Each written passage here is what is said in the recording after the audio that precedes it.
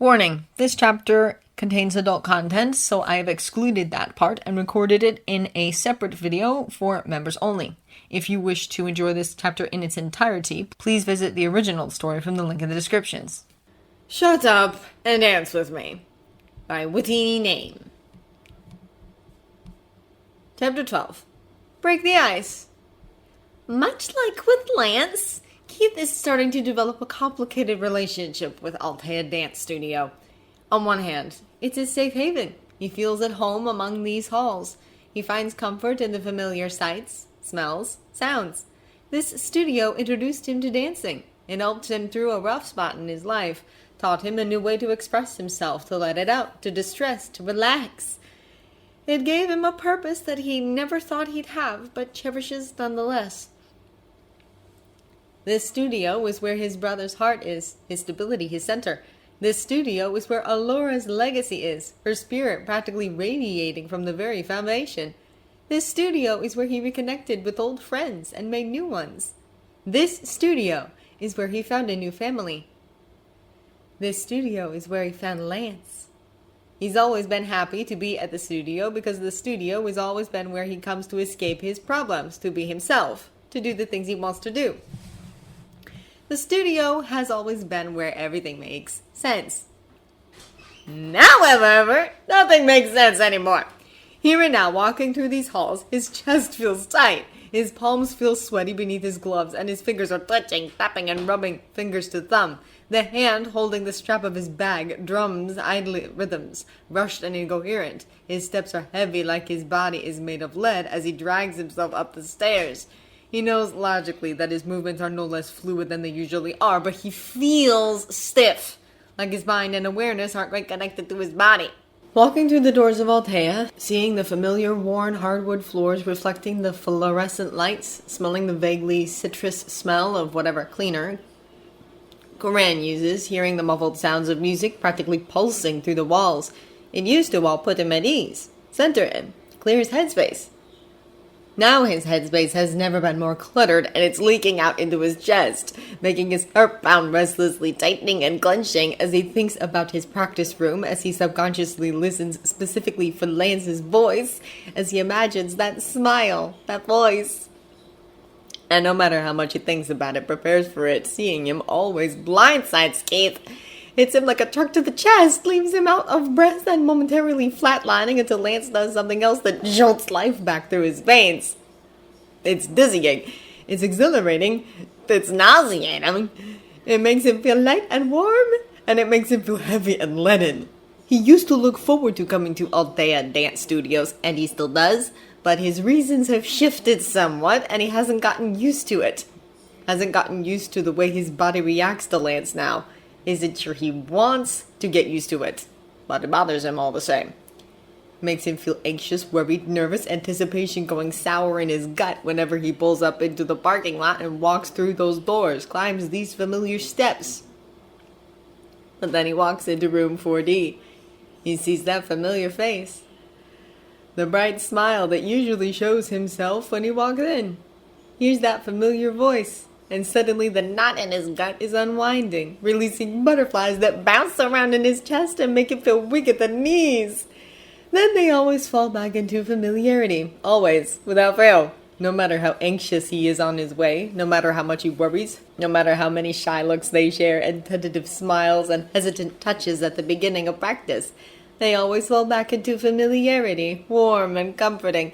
Because no matter how else he feels, no matter what eats away at him while they're apart, no matter what gets him all stirred up inside when they're together, the fact remains that he's comfortable with Lance. He trusts Lance. He likes being around Lance. Altea Dance Studios may have been his second home for a long time, his escape and his refuge from the world, but now it's starting to be that way simply because of the people inside it. His brother. His friends. Lance! Climbing the stairs, Keith can feel his heart convulsing with every step, stomach fluttering as he reaches the door to the 4th floor. He needs to get a grip. He's being ridiculous. It's just Lance. No matter how pretty, how attractive, how he makes Keith's body feel, it's just Lance. He's dealt with Lance for months now, so what if their last practice has Lance pressing him into the mirror with his hand on Keith's pants, eyes lidded and smoldering as they met Keith's in the reflection? Oh god, how is he going to look in that mirror now? Is this going to become a regular thing?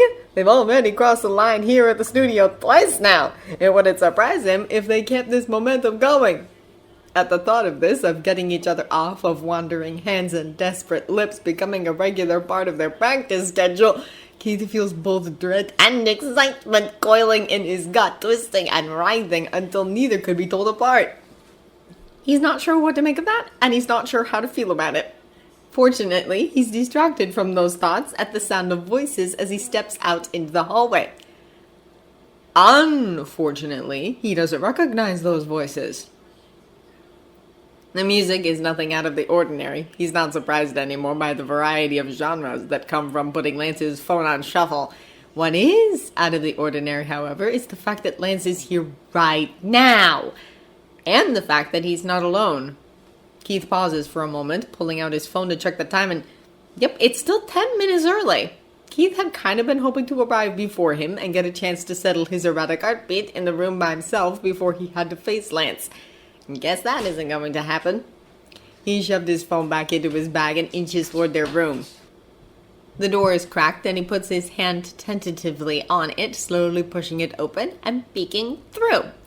Lance is there in the center of the room, along with 3 kids. One is clinging to his back like her life depends on it, dark wavy hair pulled back into pigtails. She buries her face in Lance's neck, arms and legs wrapped tight around him. Lance spins around in place, holding onto a young boy's hands and spinning him fast enough that his legs have left the ground. A third child, a little girl with a wide, toothy smile and a missing front tooth, jumps up and down around them, fists thrown into the air as she encourages them with wordless shouts. It's such a strange sight, and one Keith definitely didn't sign up for. It's not that he's not good with kids, it's just that he's not sure what to do with them. He has a hard enough time reading adults, let alone hyperactive little enigmas. Just the thought of it, after having no prior warning or preparation, has his chest squeezing with a whole new kind of anxiety. They haven't noticed him yet, and he wants to just leave. It would be so easy. Just duck back out of the room, sneak back down the hall, and send Lance a text saying he can't make it today. He'd probably beat himself up about it later, but right now, escape is the only thing on his mind. But when he goes to move, he finds his feet firmly planted, eyes unable to look away. Because they're laughing, all of them. Laughing and screaming in volumes that are not inside voices, but he's not really surprised if these kids are related to Lance, and he's certain they have to be. They all have the same dark skin, the same brown hair, the same bright smiles that light up their faces, the same abundance of energy and uninhibited laugh. Even as anxiety squeezes at his lungs, his heart clenches, warmth pooling in his gut and spreading outward, melting the ice in his veins. The scene before him is oddly intimate, something between family, a warm and comfortable bubble that he feels like he's not allowed to be a part of.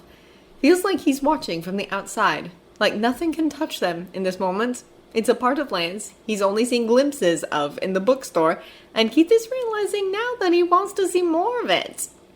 The realization hits him out of nowhere, sneaks up behind him, and sweeps his feet out from under him, leaves him with the sensation of falling, but the ground is never there to catch him, leaves him breathless, exhilarated, and terrified!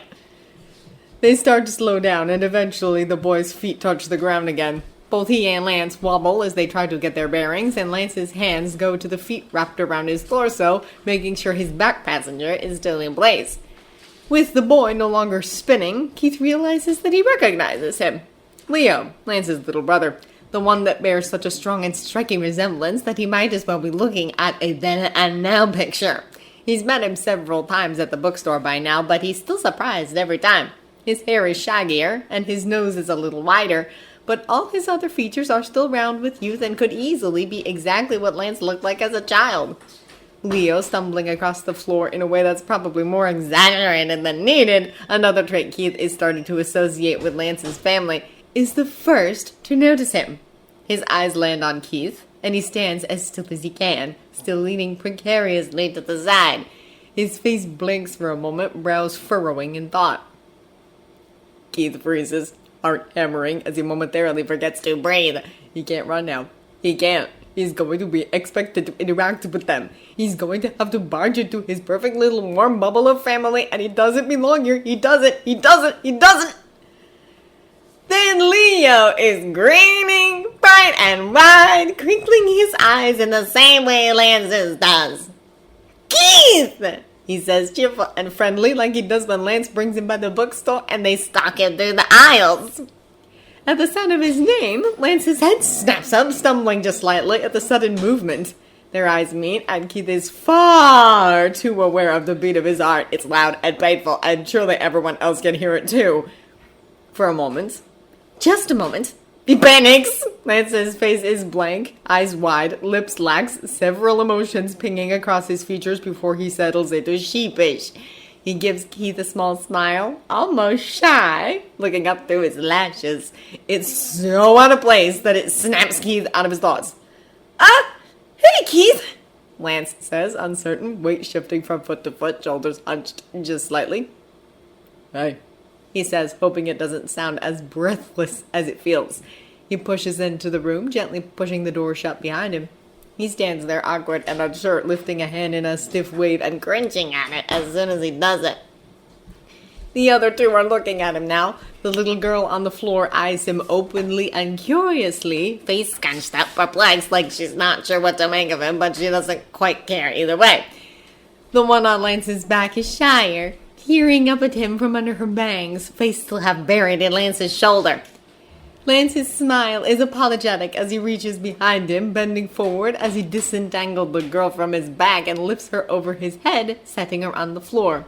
She immediately clings to his shirt, stepping around him, so he stands between her and Keith, but she keeps her eyes on him. So, sorry for springing this on you?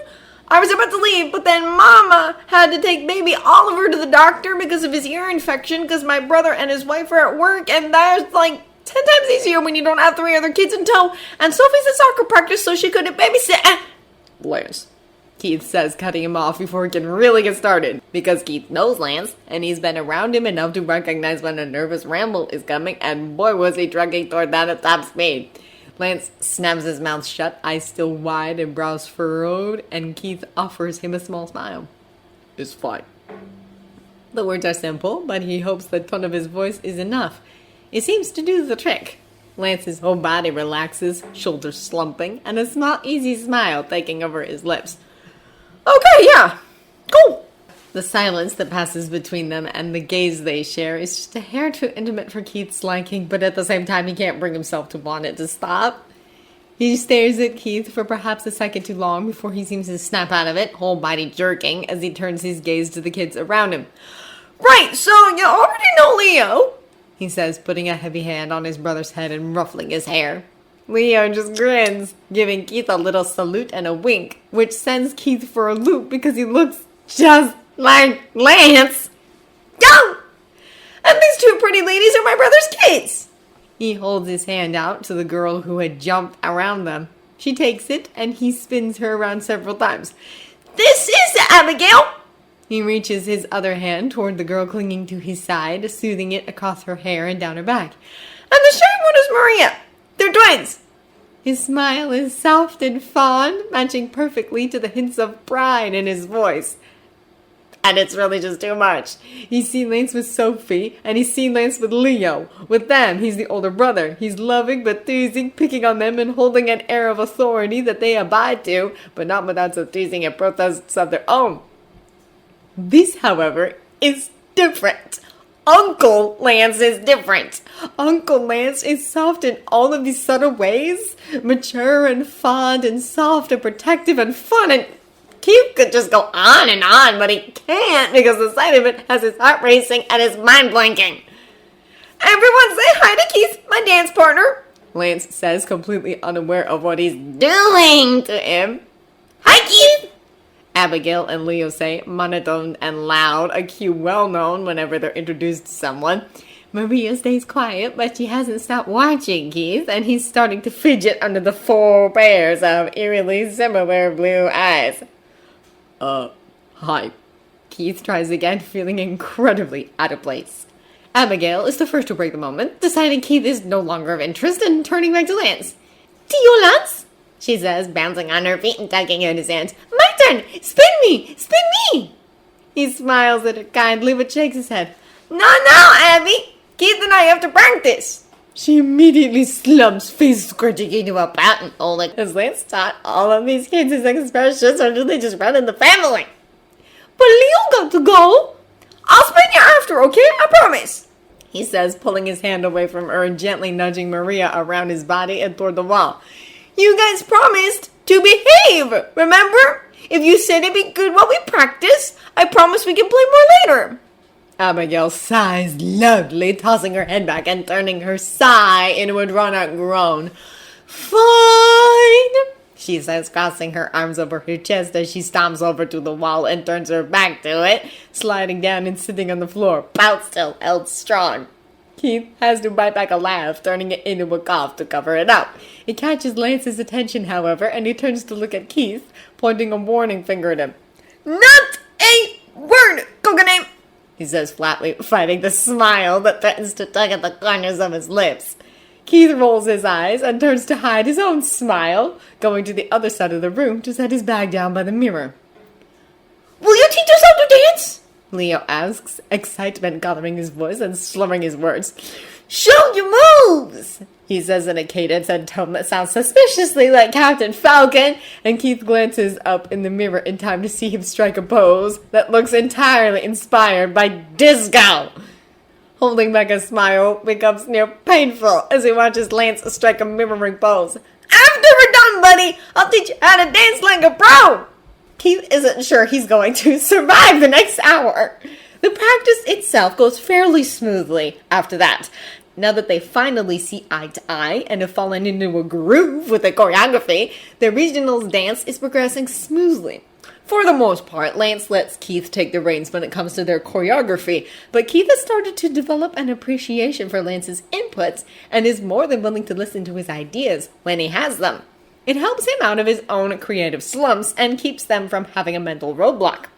Though he still feels an initial spark of irritation when Lance suggests they change something that Keith has come up with, that spark is quickly put out by the realization that Lance doesn't just make suggestions for no reason.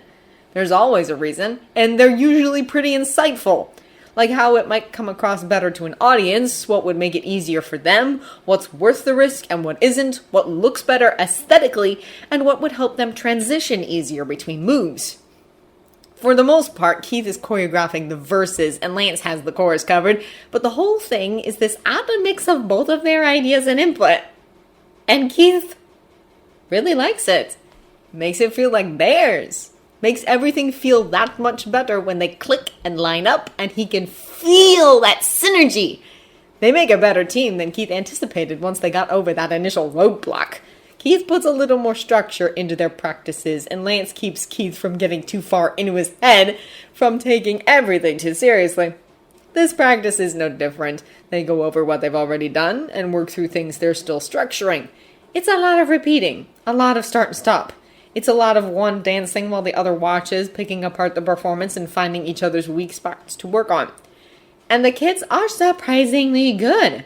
They sit quietly off to the side, back to the wall, occasionally talking together in low voices. Leo has his nose buried in a book, while Abigail and Maria busy themselves with a tablet. They're so well behaved that it's easy to forget they're there. Unfortunately, they're so well behaved that Keith has trouble remembering they're there. Every touch, every smile, every roll of Lance's body sends Keith's heart into a stuttering double time. Makes his smiles shy and coy all at once. Makes him leave lingering touches. Makes him pop his hips just a little more. Roll his body just a little more. Make him shift his shirt to swipe sweat from his face because he knows Lance will stare at his exposed stomach. Because he knows Lance at this point, and Lance knows him. They know how to set each other off. They know that the other is staring, and they don't feel like they have to hide it. They like it, and they know the other likes it. Not only are they dancing around each other, but they're dancing around each other. Teasing and coy, slowly and subtly building up an atmosphere that sparks and crackles between them, an energy that Keith feels vibrating through the air and an itch beneath his skin. And from the looks Lance gives him, from the way he moves just a fraction slower than he needs to, eyes lidded, lips cocked in that confident smirk, fingertips dancing across his skin when there's no real reason for them to be, Keith knows that Lance feels it too. Then Keith catches sight of the kids in the mirror and his heart near stops. This is not the time to be thinking about Lance's hands on his body, of how he wants Lance to push him to the floor and wrap his legs around his hips, of how he wants to bite at those pretty thin soft lips until they're swollen and red and Lance can't smile without feeling it and thinking about him. This is not the time. And the dread knotting in his stomach and the realization of their presence is like ice in his veins, putting out whatever fire was building between them, enough to keep Keith in line and his hands to himself. So their practice ends up being extra productive, if only because they don't have the option to be distracted, and the knowledge of that forces Keith to focus. They make it about 40 minutes before Abigail starts to get restless. Every time they stop the song to reset, she perks up and asks, "Now, Theo-Lance?" If we're slumping back into a bout when he says no. Eventually, Leo joins in, setting his book aside and watching them with avid interest. When they finish doing a run-through of everything, as patchwork and rocky as it is, Leo's already on his feet, practically jumping up and down with his fist clenched right in front of him. "Lance! Lance!" he says to get their attention. His eyes are bright and his face expressive. Keith wonders if all of the McLeans are like that. "What is it, buddy?" Lance asks, grabbing his water bottle and chugging a sip before lowering it, gasping for breath. Keith is too busy watching the way a drop of water runs down the column of his throat and the way Lance wipes carelessly at his mouth to notice when Lance tosses the water bottle at him. He fumbles with it but manages to hold on, no doubt looking flustered and startled. Lance just gives him a knowing smirk and a wink before turning back to his brother. "Can you show us how to do that move?" Leo asks, excitement mumbling and infectious. It has Abigail on her feet too, jumping up and down beside him, chanting, "Show us! Show us! Show us!" Lance raises an eyebrow, cocking one hip to the side and putting his hand on it. "What move? We did a lot of moves just now." Leo rolls his eyes, whole body getting into it, and head lolling to the side. "That move, Lance!" he says, like it should be obvious which one he means. He glares as Lance continues to just stare at him, eyebrows quirked and lips tilted in amusement. Finally, he huffs and steps forward. "The move that was like..." He does something. He certainly tries. Keith thinks it might be an attempt at one of the moves they have in their course, but honestly, it's so all over the place and vague that it could be a variation of several moves they have in their routine. In the process of his attempt, Leo nearly falls over, gangly limbs flailing. Keith manages to keep his face carefully blank, but Lance has no such luck. He laughs, good-natured and kind. "Oh, that move!" he says, though Keith is certain he actually has no idea what move Leo is talking about. "All right, calm down, buddy. We don't need you falling and breaking something. Mama would kill me." "Then show me how to do it right!" Leo protests, whine, dragging out his words. Abigail is a bundle of barely contained energy beside him. She bunches her fists up under her chin, turns a suspiciously familiar set of puppy dog eyes on Lance, and says, "Please, Theo-Lance?" And that has Lance's resolve cracking. He turns to Keith, expressions conflicting, as he says, "Do you mind?" And his voice is 2 parts worried, 1 part uncertain, 1 part amused, and 2 parts defeated. Keith's lips tug up into the shadow of a smile as he waves Lance off. "Yeah, it's no problem. We got a lot done today anyway." With permission, Lance's face brightens right up, back straightening and grin spreading wide. "Cool! Awesome!" He turns to Leo and Abigail and gestures them over. "You are the man! Get over here!" They squeal in delight and charge across the floor, coming to a stop in front of Lance, both of them talking a mile a minute about what they want him to show them. Lance is laughing, attempting, and failing to corral them. Keith watches for a moment, smile widening of its own accord, before he noticed something is off. Maria hasn't joined them. He glances over at her, expression falling into one of curious confusion. She's still sitting up against the wall, tablet cradled in her lap and hand hovering above it, but her attention is on the others, glancing shyly up at them from under her lashes. She bites at her bottom lip. Keith's heart aches, lurching and squeezing with an intensity that catches him off guard, nearly making him stumble with it. He knows that look. He recognizes the longing in her expression, in her eyes. He knows it because he's experienced it, far more times than he'd like to admit. His feet are moving before he really thinks about it, carrying him across the room and placing him beside her. He leans against the wall, taking a moment to simply watch the others. Lance is doing his best to guide the other two through some simpler moves. Surprisingly, Abigail is better at picking up on rhythm than Leo is, despite their age gap. Leo seems to have the coordination of a three-legged turtle, but the spark of defiance and determination on his face is something admirable. And the smile that overtakes everything when he figures out how to do it warms the room. Keith likes watching them, likes sitting off to the side and watching Lance interact with his brother and niece. It's like getting a peek at a side of Lance that he normally isn't privy to, and he likes it. Makes him feel a lot of things that he doesn't really want to dwell on right now, but enjoys nonetheless. But there's a shadow in the room, and he feels the overwhelming urge to address it. He slides down the wall, sitting far enough away from Maria to give her space, but close enough that their conversation can be kept private. She's turned back to her tablet, focusing on it far too heavily for it to be anything more than just for show.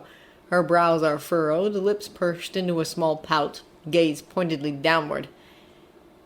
Keith watches her for a moment, and despite the awkwardness fizzling in his chest, a smile finds its way to his face. "I like your bracelets," he says softly. She startles like she wasn't expecting him to actually speak. She jerks her head to the side, gazing at him with eyes that are far, far too blue. Her mouth hangs open slightly, confusion coloring her features. His smile widens just a fraction, and he points to the colorful woven bracelets around her small wrists. "I like your bracelets," he repeats, and she looks at them like she had completely forgotten they were there. Now that he's actually looking, he realizes that they all have them. Maria, Abigail, and Leo. The twins have them on both wrists, and Leo only has them on one, but they all have them. "They look like lances."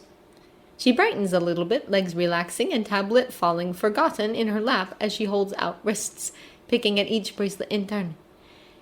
"Tio Lance made this one, and this one," she says, pointing out ones with themes of blue. "Tia Nora made this one, Abuela made this one, Abby made me this one, Papa made me this one. Mama made me one, but hers fell off because she's not good at it." Keith finds himself chuckling, her soft enthusiasm infectious and bubbling in his chest. "Did you make any of them?" he asks. She shakes her head, lips pursing slightly. "You don't make them for yourself," she says, like it's the most obvious thing in the world. And Keith's stomach flips, twisting in on itself in rolls that aren't necessarily unpleasant, but leave him feeling light and distant. He's known that all of Lance's bracelets were made by his family. He's known it. Lance has told him, has said it's a family tradition that they're passing down through the generations. He just hadn't really thought about it before. Hadn't taken the time to imagine Lance with his brothers and sisters, his nieces, his parents, all of them gathered around with colored thread, weaving them together to make bracelets for each other. Each of them a gift, each of them binding each other together. Each of them a reminder of family.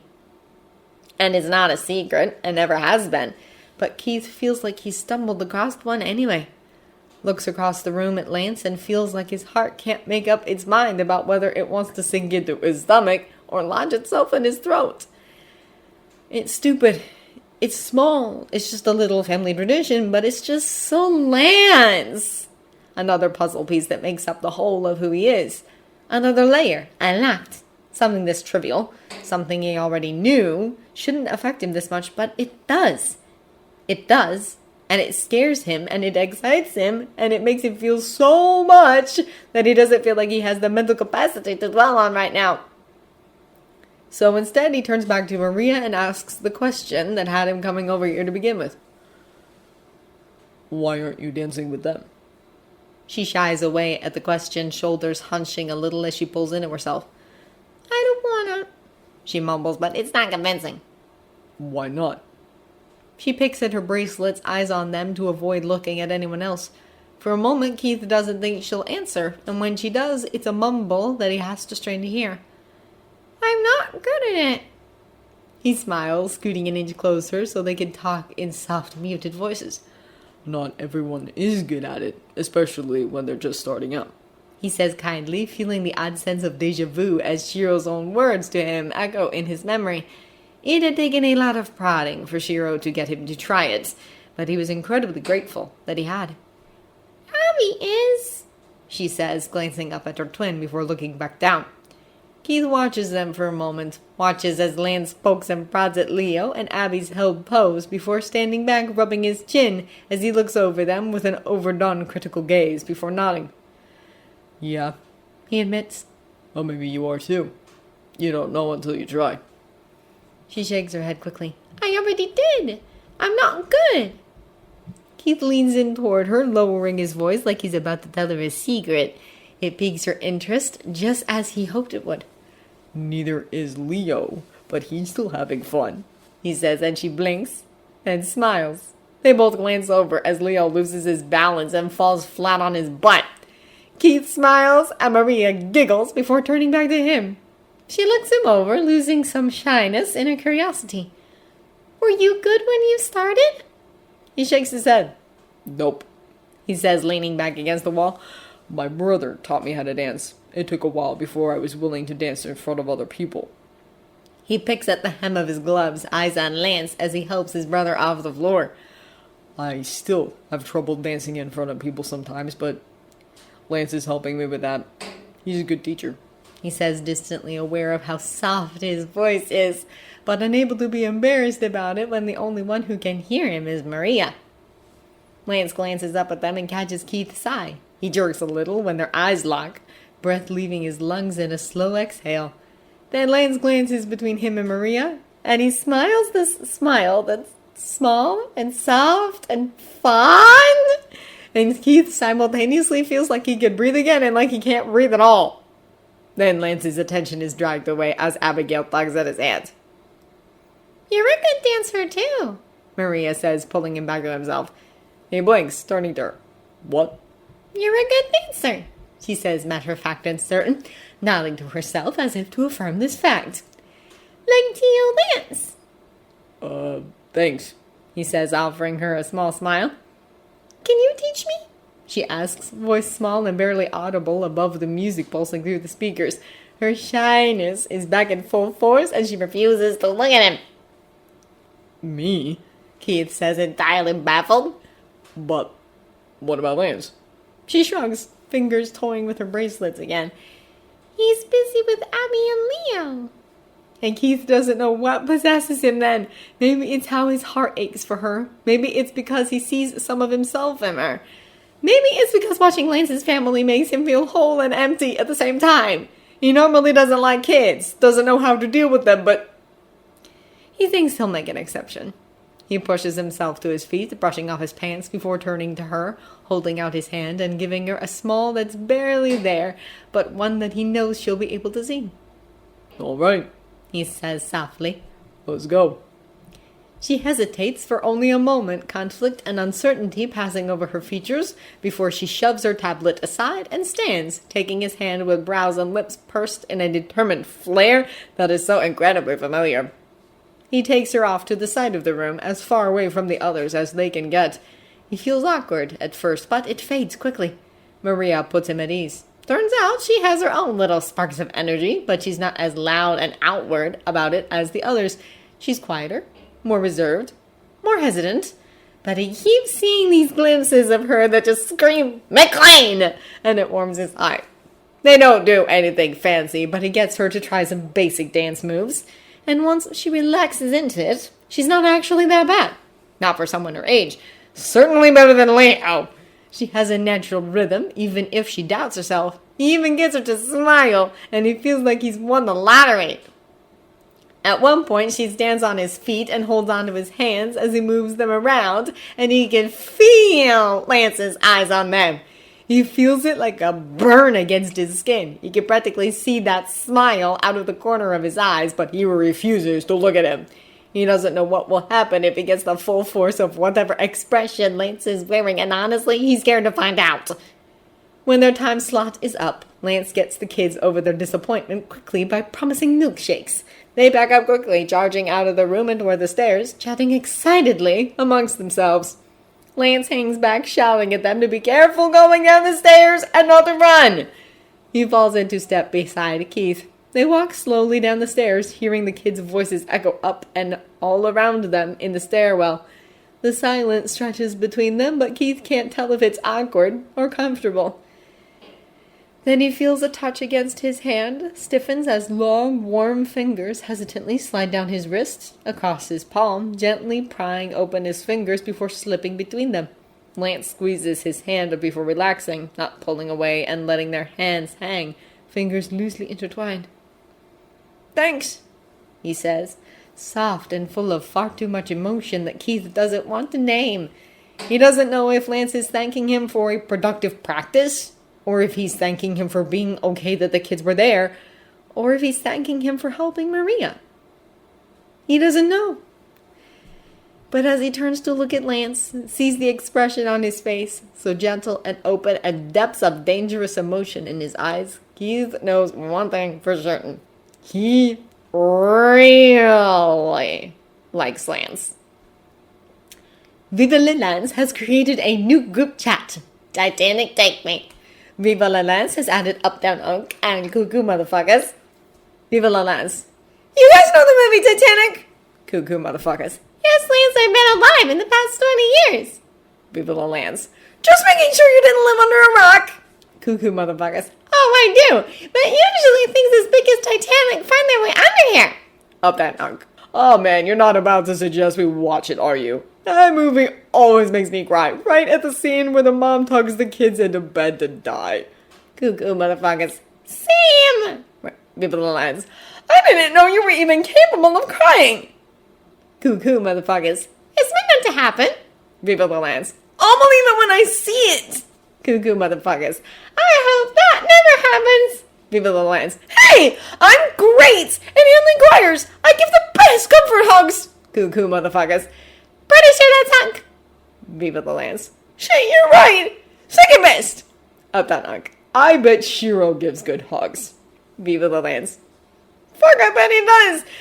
Big old ripped bear teddy bear hugs. Cuckoo Motherfuckers. Number 1, he does, can confirm. Number 2, never call him a bear again. Viva La Lance. But he is. I would bury my face in his bear titties. Cuckoo Motherfuckers. Blocked. Up that Unk. Hard same. Cuckoo Motherfuckers. Blocked times 2 combo.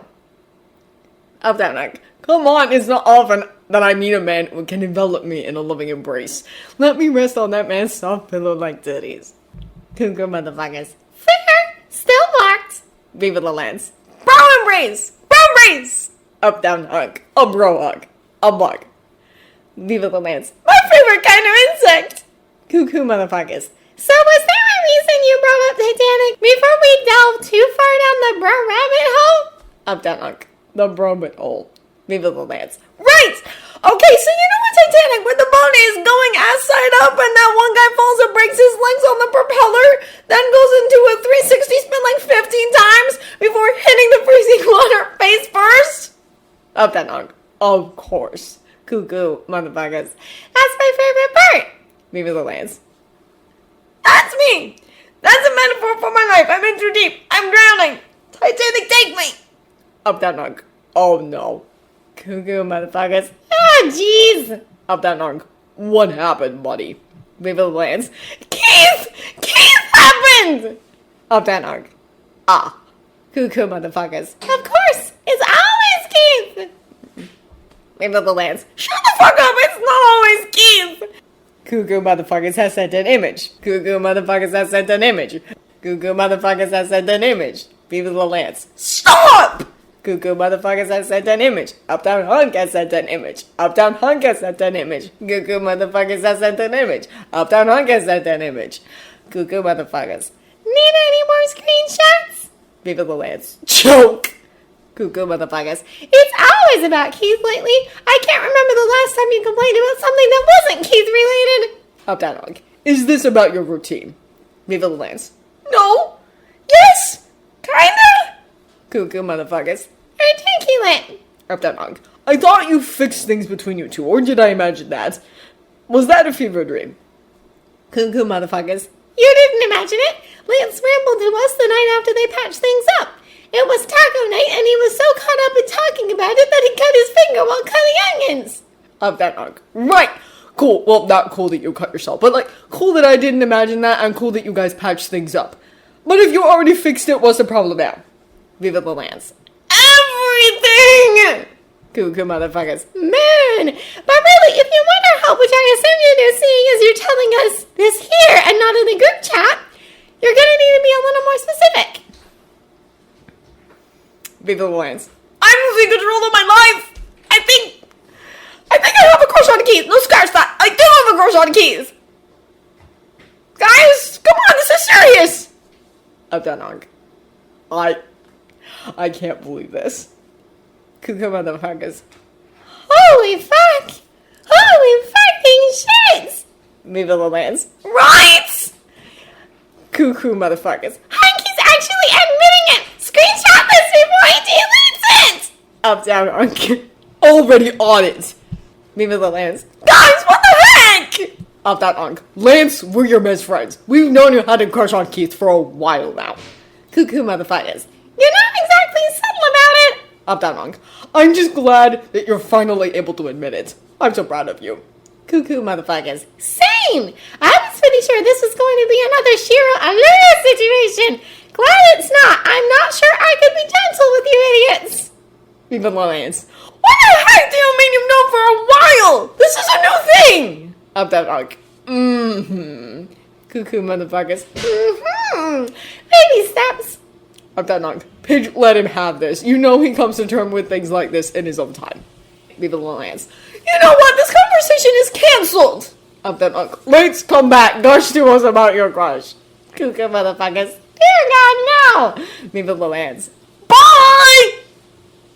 Fuck Off has started a new conversation with Cuckoo motherfuckers. Fuck Off. Pidge, I need a favor, but you can't ask questions. Cuckoo motherfuckers. Suspicious, Kogan. Very suspicious, but I'm curious, so I'll bite. But it'll cost you. Fuck off.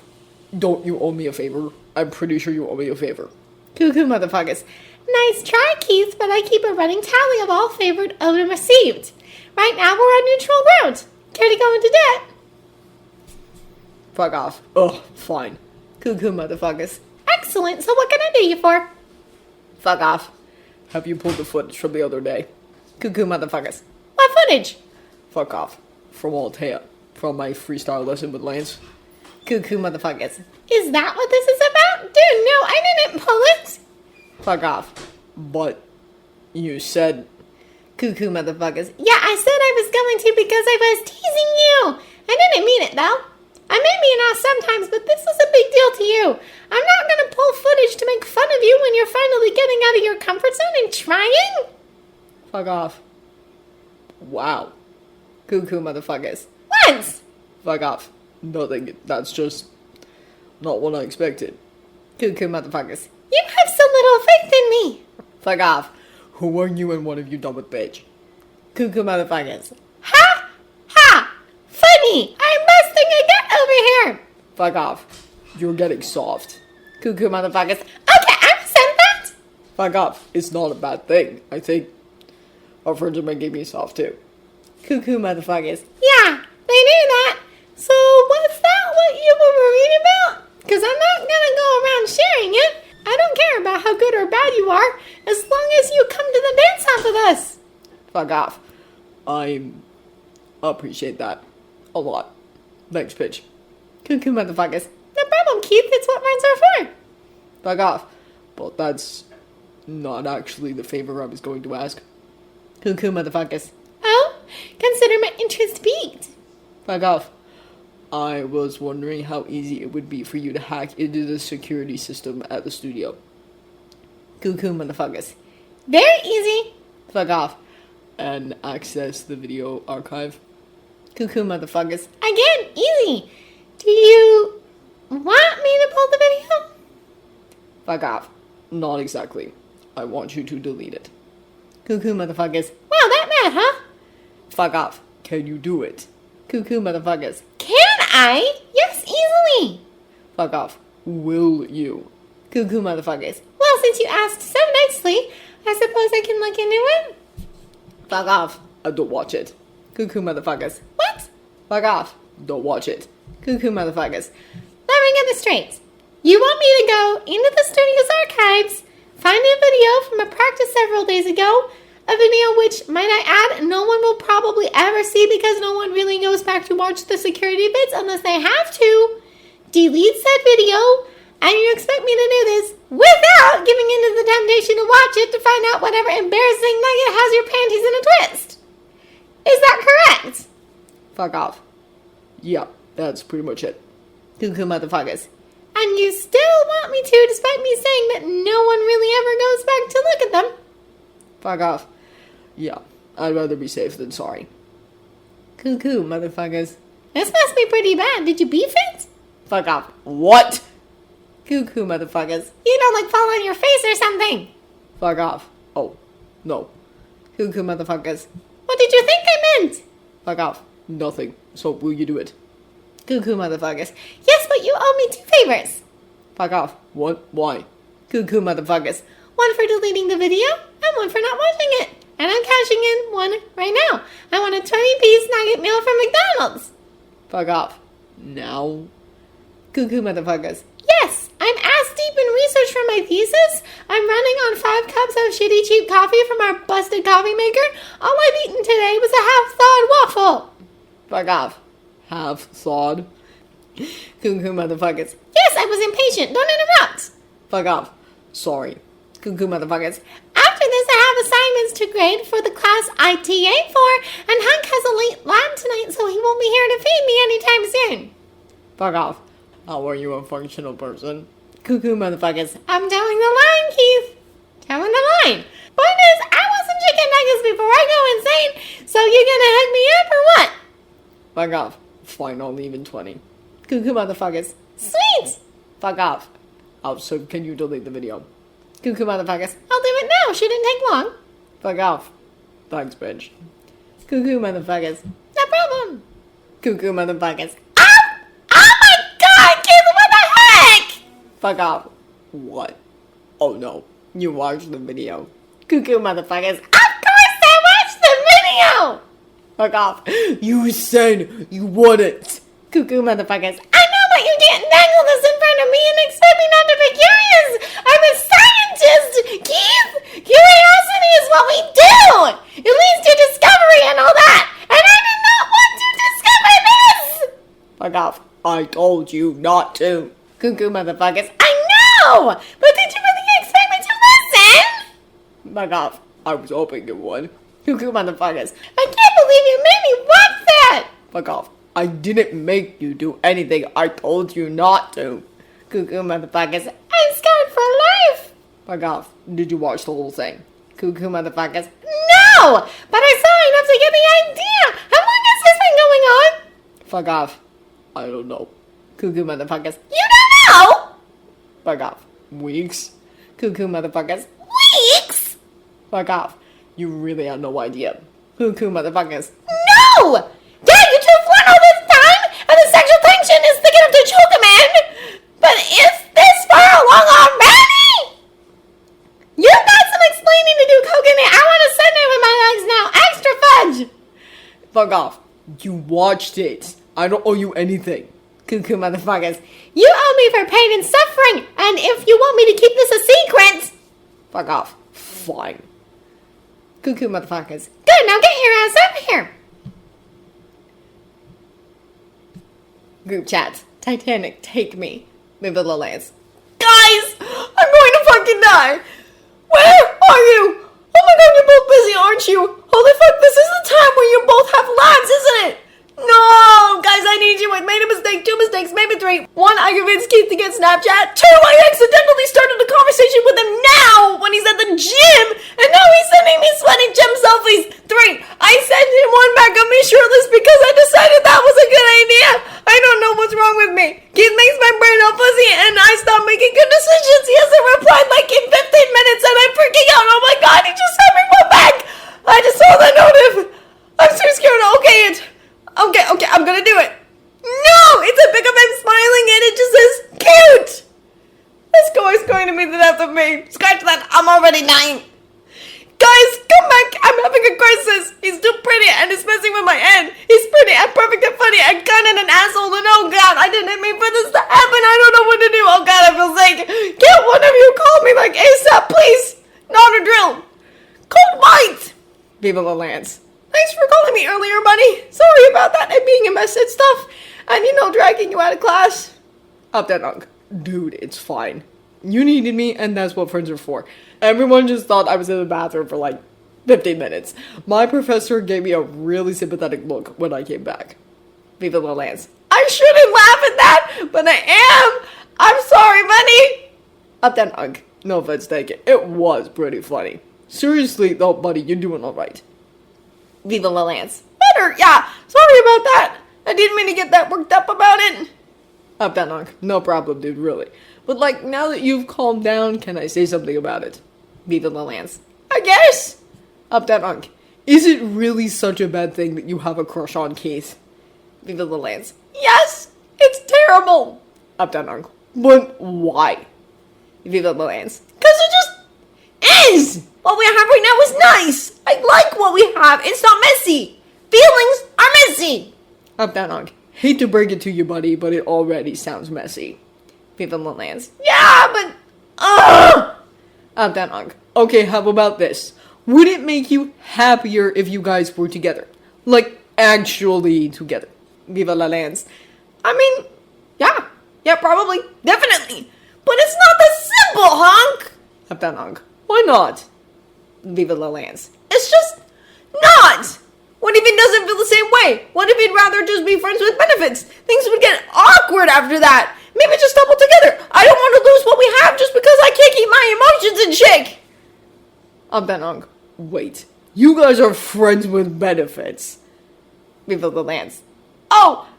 Not the point, hunk. Up that unk. Okay, for the sake of keeping this conversation going, I'm going to save this for later, but you're not off the hook. You have a lot of explaining to do. Viva la Lance. Up that unk. I'll make you cookies while you talk. Viva la Lance. You got a deal. Up that unk. But back to the point. Just judging from the way you guys act around each other, I don't think it's that far-fetched to think he might like you back. Especially if you guys are already friends with benefits. Viva la Lance. But what if he doesn't? Up that unk. But what if he does? Viva la Lance. I don't want to ruin things, honk. Regionals is only a couple months away. If things get awkward, our dancing could suffer for it. This means a lot to me, and doing well at regionals could jumpstart my dancing career. I really don't want to throw that away for feelings. Not again. Up that hunk. Lance, Keith is not Naima. Viva la Lance. I know, but... Up that hunk. No buts. I got vibes from Naima. I don't get vibes from Keith. Viva la Lance. I know the situation is different, but the principle is the same. I gave up a shot at being in an actual dance troupe, and I gave it up to stay in town with Naima, only for her to take the opportunity instead. I put myself on the back burner for her because I thought what we had was real, and that turned out great. Up down hunk. What she did was crappy, Lance. What we talked about this, and Keith isn't Naima. As long as you guys actually talk about it and are on the same page, I don't think there'll be a problem. Viva la Lance. I had a casual fling with Naima and it blew up in my face. What's to stop that from happening with Keith? Up that hunk. Because with Naima, you assumed it was deeper, and she didn't. That is exactly why you should talk to Keith about it, so you guys can be on the same page. Viva la Lance. Or I could just not assume it's something more than it is, and we won't have a problem. Up that hunk. But it could be deeper. Viva la Lance. Or it could ruin everything. Up that hunk. Lance, I love you, but you need to stop hiding. It's clear to anyone with eyes that you guys care about each other. I don't want to see you ruin your chances with happiness just because someone hurt you in the past. Viva the Lance. I'm not! I'm just cautious! Up that hunk. I know, buddy, but no risk, no reward. Cuckoo motherfuckers. Oh my god! Viva the Lance. Hello, Pidge! Welcome to the Lance Crisis Center! Cuckoo motherfuckers. Yeah, I can fucking see that! I got out of class to find 1,000,005 messages waiting for me! It took me 84 years to read through them! Up that hunk. Pidge, by the way, want to meet on campus for lunch. Cuckoo motherfuckers. Yeah, pizza? Up that hunk. The one by the library or the one in the main cafeteria? Cuckoo motherfuckers. Library, definitely. The other one is balls like 50% of the time. Up that hunk. Truth. Cuckoo motherfuckers. Anyway, I just wanted to say that I'm glad you were able to calm Lance down, and I'm glad Lance is feeling better. Sorry I didn't see it in time to help. Viva the Lance. Thanks, Pidge. It's no problem, really. I'm sorry, and I'm good now. Cuckoo motherfuckers. That being said, I can't believe you're head over heels for Keith's flat butt. Viva the Lance. Keith's butt is not flat. An autobiography. Up that hunk. I love that your autobiography, meaning a biography about yourself, is mostly about Keith's butt. Viva the Lance. What can I say? I can't let Pidge spread lies. Cuckoo motherfuckers.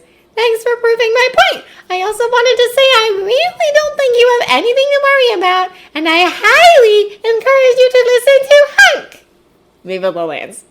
That's suspiciously encouraging. What do you know? Wait a second, you weren't surprised by the friends with benefits thing.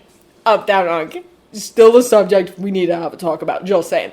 I'm kind of freaking out about that, and I'm keeping myself in check for your sake. Viva the Lance. Appreciate it, buddy. Pidge, explain yourself. Has Keith talked to you about this? Oh my god, he has, hasn't he? What did he say? What do you know? Cuckoo motherfuckers. I know a lot of things. I know that the average airspeed velocity of an unladen European swallow is about 24 miles per hour. I know that alligators can't run in zigzags. I know that there is enough DNA in an average person's body to stretch from the sun to Pluto and back 17 times. I know that the sky is blue and water is wet and Hunk is late for lunch. Up that dog. Sorry, there was a really cute dog on campus and I got to pet her. Cuckoo motherfuckers. Acceptable. I also know that there is very little reason for you to be nervous about your feelings, Lance, and that you should probably tell Keith about them. Viva the Lance. I have questions. Cuckoo motherfuckers. Sorry, I can't hear you. My connection. I'm going through a tunnel. Gotta go have lunch. Bye. Viva the Lance. Bitch! Bitch, get back here! Oh my god! Lunar Goddess has created the new group chats. Keith! Lunar Goddess has added Fuck Off and Need a Hand. Lunar Goddess. Keith, where are you? Oh, baby, you!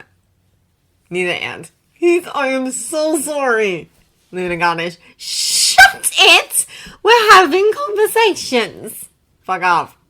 What is happening right now? Lunar Goddess. I've had a little too much to drink. Fuck off. What? Lunar Goddess. This is okay though, can you understand me? Fuck off. I think so. Lunar Goddess. Good. Lena Ann. I'm so sorry. Fuck off.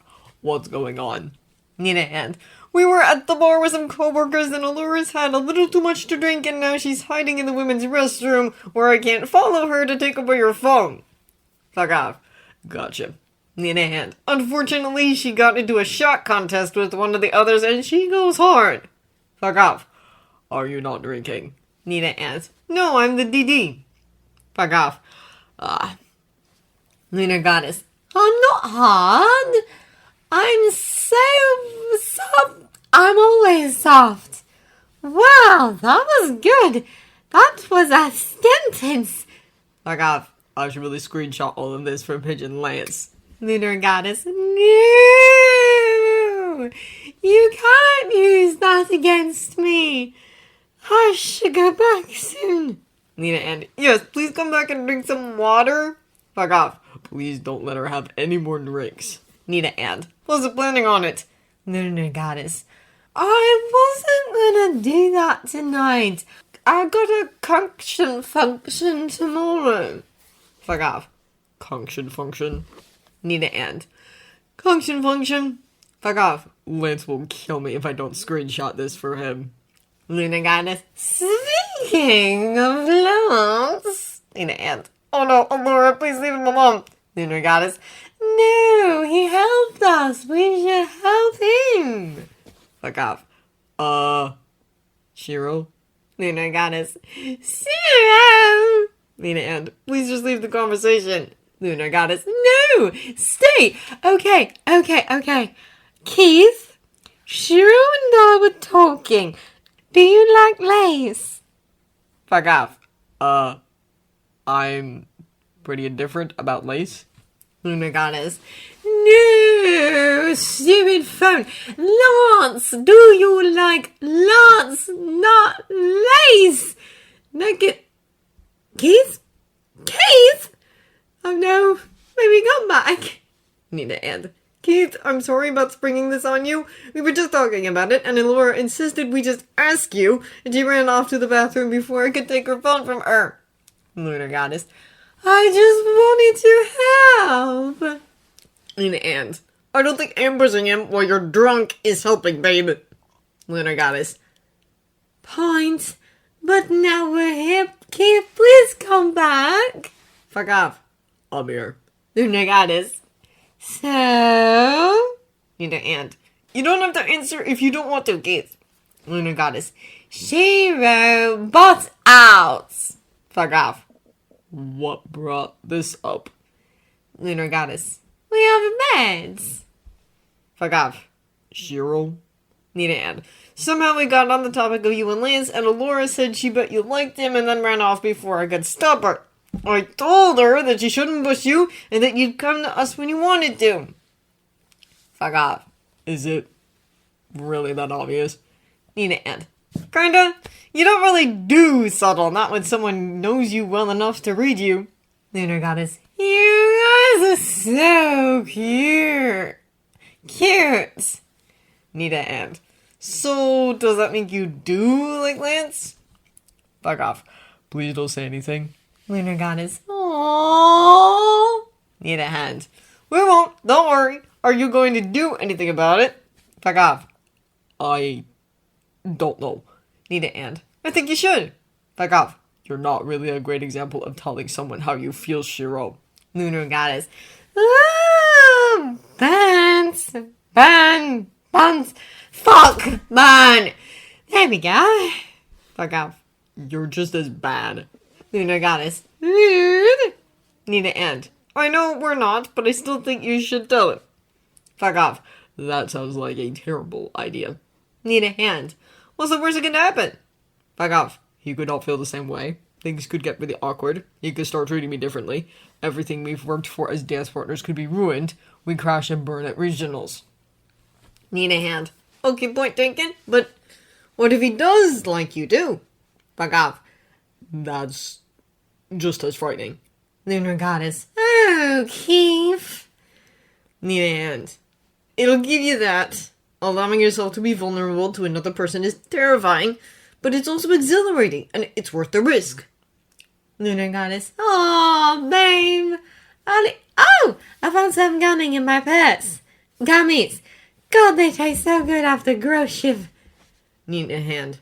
I really don't think you have anything to worry about. I've seen how Lance looks at you, especially when he thinks no one is paying attention. Fuck off. Really? Nina and. I wouldn't push you to do something that would hurt you, Keith. Trust me? Fuck off. Okay, but I don't know.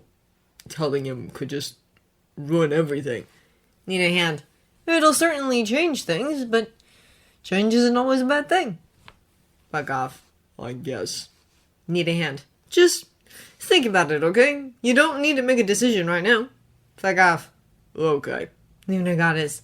Shiro, I don't know if I can walk. Can you meet me by the bathroom door? Nina hand. Coming. We'll talk later, okay, Keith? Fuck off. Okay. Nina hand. And sorry again for all this. Luna Goddess. Sorry, Keithy. I love you guys so much. My fingers are not responding. Fuck off. Go drink some water, Alora. Lunar Goddess. Yes, sir. Pidge, you have the boniest ass known to man! Lance complains, jabbing them in the side to get them to move a little to the side. This proves to be a mistake as they jump and elbow him in the chest. Oh! You're about to talk, they grumble, and he can hear the roll of their eyes. I do not have a bony ass! You kinda do, buddy. Hunk says from the front passenger seat, and Lance gasps. I feel circulation in my legs before from not sitting on my lap. Allura adds from her perch on Shiro's lap on the other side of the back seat. Betrayal! His eyes narrow as he catches sight of Keith's smirk. He can tell he's trying hard to keep it down, but it isn't exactly working. I don't need your sass, Keith! Keith glances at him sideways without really moving his head, lips quirking just a fraction more. Lance is embarrassed by how his heart rate pings up from something so simple. I wasn't going to say anything. Their driving situation is less than ideal. Pidge wasn't able to get a hold of their parents' van like the last time they had gone to the club, so they had to make do. They could have gone in separate cars, but it had become somewhat of a tradition to carpool together. Team vibes or something. It usually wasn't too big of a deal, but they had one extra body this time around. And to be honest, it's still not a big deal. It's just not the deal that Lance was hoping for. What he was hoping for was to get Keith on his lap. Unfortunately, he couldn't get that without arousing suspicion among their group. Pidge, being the smallest, is obviously the first choice for lap sitting. Then Shiro and Allura are dating, so it only makes sense that she would take Shiro's lap, which means there's no reason for Keith to be on his lap unless he wants him to be. Which he does, but he's not about to say that out loud and make a big deal of it.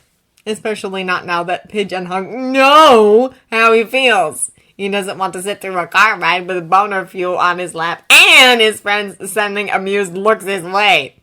So maybe it's better this way, but he's not exactly happy that he got the gremlin in his lap instead of his hot sort of friends with benefits but also crush, but he doesn't know how to tell him because that could ruin everything and he doesn't want to ruin friendship or partnership. Oh God, he's a mess. Nearly there, lunch, Karan announces, taking a turn down the road where the warehouse is. Everyone ready to destroy the competition? Lance straightens up, grins spinning his lips. We should change our name to Voritron, because we're about to devour the competition.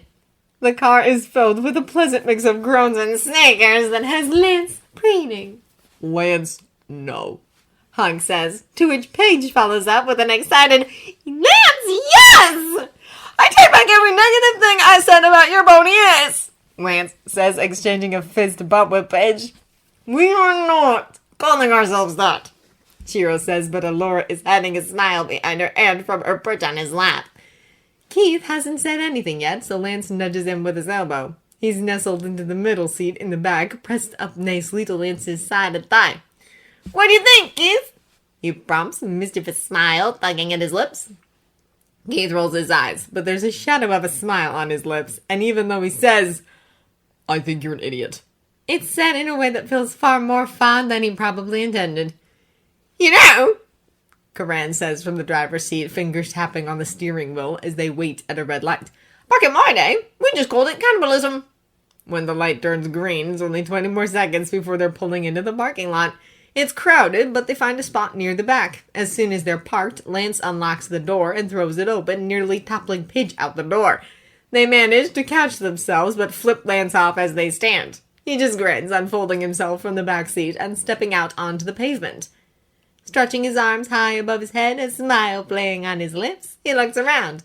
Cars are still pulling up to the parking lot, and there's a steady stream of people headed toward the building. There's a wide variety of dress going on. A lot are dressed like a regular club night, others are dressed clearly for dance. A smaller few are dressed in somewhat matching outfits. Other teams, much like them, who like having the feel of a unified aesthetic. Their own aesthetic is simple. Everyone is dressed in black with highlights of their selected colors in the form of a wide-set V on their shirts and a bandana tied somewhere on their person. The finishing touches are the little V's of face paint drawn on below each eye in their individual colors. Lance himself is wearing his favorite solid black harem pants, his bright blue bandana tied above the knee on his right leg. His tank top is black and tight, showing off his arms and lean chest, a wide blue V printed across the front of it. He feels good, and he knows he looks good. And when he caught Keith checking him out before they piled into the car, icing on the cake. Keith isn't really playing fair himself. His shirt is a simple form-fitting V-neck, a wide red V printed across the front, and his red bandana tied around his wrist. His pants, however, are what are the current source of Lance's pleasure and suffering. They're black, tight, and have horizontal rips up the length of the front from shin to thigh, letting little slits of his pale skin peek through. It's too damn much for Lance's poor heart to take. Man, I've missed this place. Hunk says, coming to stand next to Lance, hands on his hips, as he looks across the parking lot at the building. Hunk has on loose sweatpants and a sleeveless tunic shirt with a few stylistic rips, hem falling just below his hips. His bright yellow bandana is tied around his forehead, taking the place of his usual favorite headbands. You're sure you weren't just missing a certain tall, curvy, bodacious babe? Lance says, slyly elbowing Hunk's side. Hunk tries to frown. He really does. Lance can see the effort he makes, but he just can't hold back his smile as he lightly shoves Lance away. Yeah, he says, maybe that too. She said all he's been able to talk about since she got back from studying abroad, Pidge says, sliding up on Hunk's other side, arms crossed over the chest. They tilt their head to the side, thoughtful look on their face.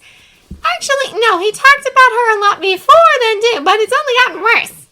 Pidge, like the rest of them, is dressed in all black. Their loose cargo shorts reach nearly halfway down their shins. Their shirt has short sleeves and a wide green V across the top, but the bottom half of it has been messily cut off, revealing peaks of their thin waist and well-defined abs.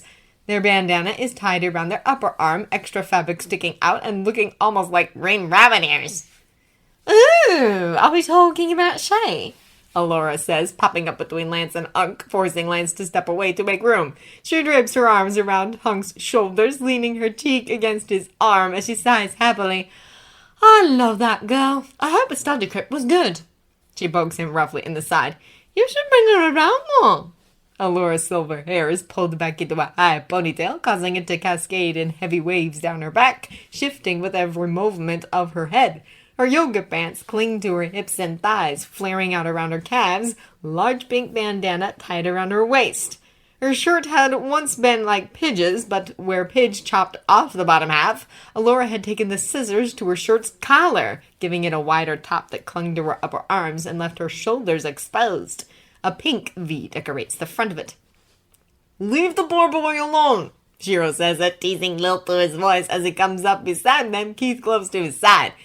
Shiro's outfit consisted of his black track pants and a muscle tank that had armholes wide enough to stretch down his sides, revealing glimpses of a ripped chest to go with his fucking ripped arms. His wide-set V is purple, and a purple bandana is tied to his prosthetic arm right below the elbow joint. His smile stretched wider, showing teeth as his eyes glinted mischievously. Though if you want the name of some good restaurants to take her to catch up, Alora and I can name a few. Alora snickers, burying her smile in Hunk's arm as he groans, headlong back. Lance grins, looking around the circle until his eyes settled on Keith. His attention is on Hunk, small smile on his lips, but it doesn't quite reach his eyes. There's a tension there, around his eyes and mouth. His arms are crossed over his chest, clenched fists hidden behind his biceps, shoulders hiked a little too high. As much as I do love teasing our dear Hunk about his sweet young love, Karan said with a flourish, poking his head into the group. Hunk makes a noise of protest, but Karan ignores him. Dressed in tight black leggings, a long black tunic shirt falling to his thighs, Karan's V is orange, and his orange bandana is tied around his neck. He leans his elbow on Pidge's head, ignoring their disgruntled noise as he leans his weight onto them. He holds up his other hand, finger extended. We should really get going. We have to sign in soon if we want to start in the competition. Karan leads the way, and the rest of them fall into step as they weave through the parking lot. Keith, Lance notices, hangs back, head tilted to gaze up at the building, apprehension crawling across his features. Lance pats Hunk's arm and lets his steps slow, falling back to Keith's side. He doesn't think twice before slinging an arm around Keith's shoulders, pulling him to his side in a gesture that could easily be seen as friendly had it not been for the way Keith seems to melt against him. That and the erratic slam of his heart against his ribcage when it happens. What's singing, Claus Jepson? Keith tilts his head toward him, lips pursed into that little frown that Lance is growing incredibly fond of. Who's that? He shrugs, waving his free hand around vaguely. Not really sure. Some guy with a mullet. Keith turns back forward, humming softly. Lance tightens his grip just a fraction, giving him a light shake before relaxing. You doing all right? He asks, voice low and private, letting concern leak into his tone. Keith shrugs. I'm fine. You really? As I'll ever be. Keith says, lips quirking into a wry smile. Lance chuckles, leaning toward him to knock their heads together.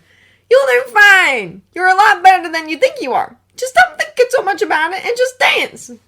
He feels Keith taking a deep breath, shoulders rising with it and holding before he lets it out with a shuddering exhale. I'll try. You got this, I know you do, Lance says, confident and sure.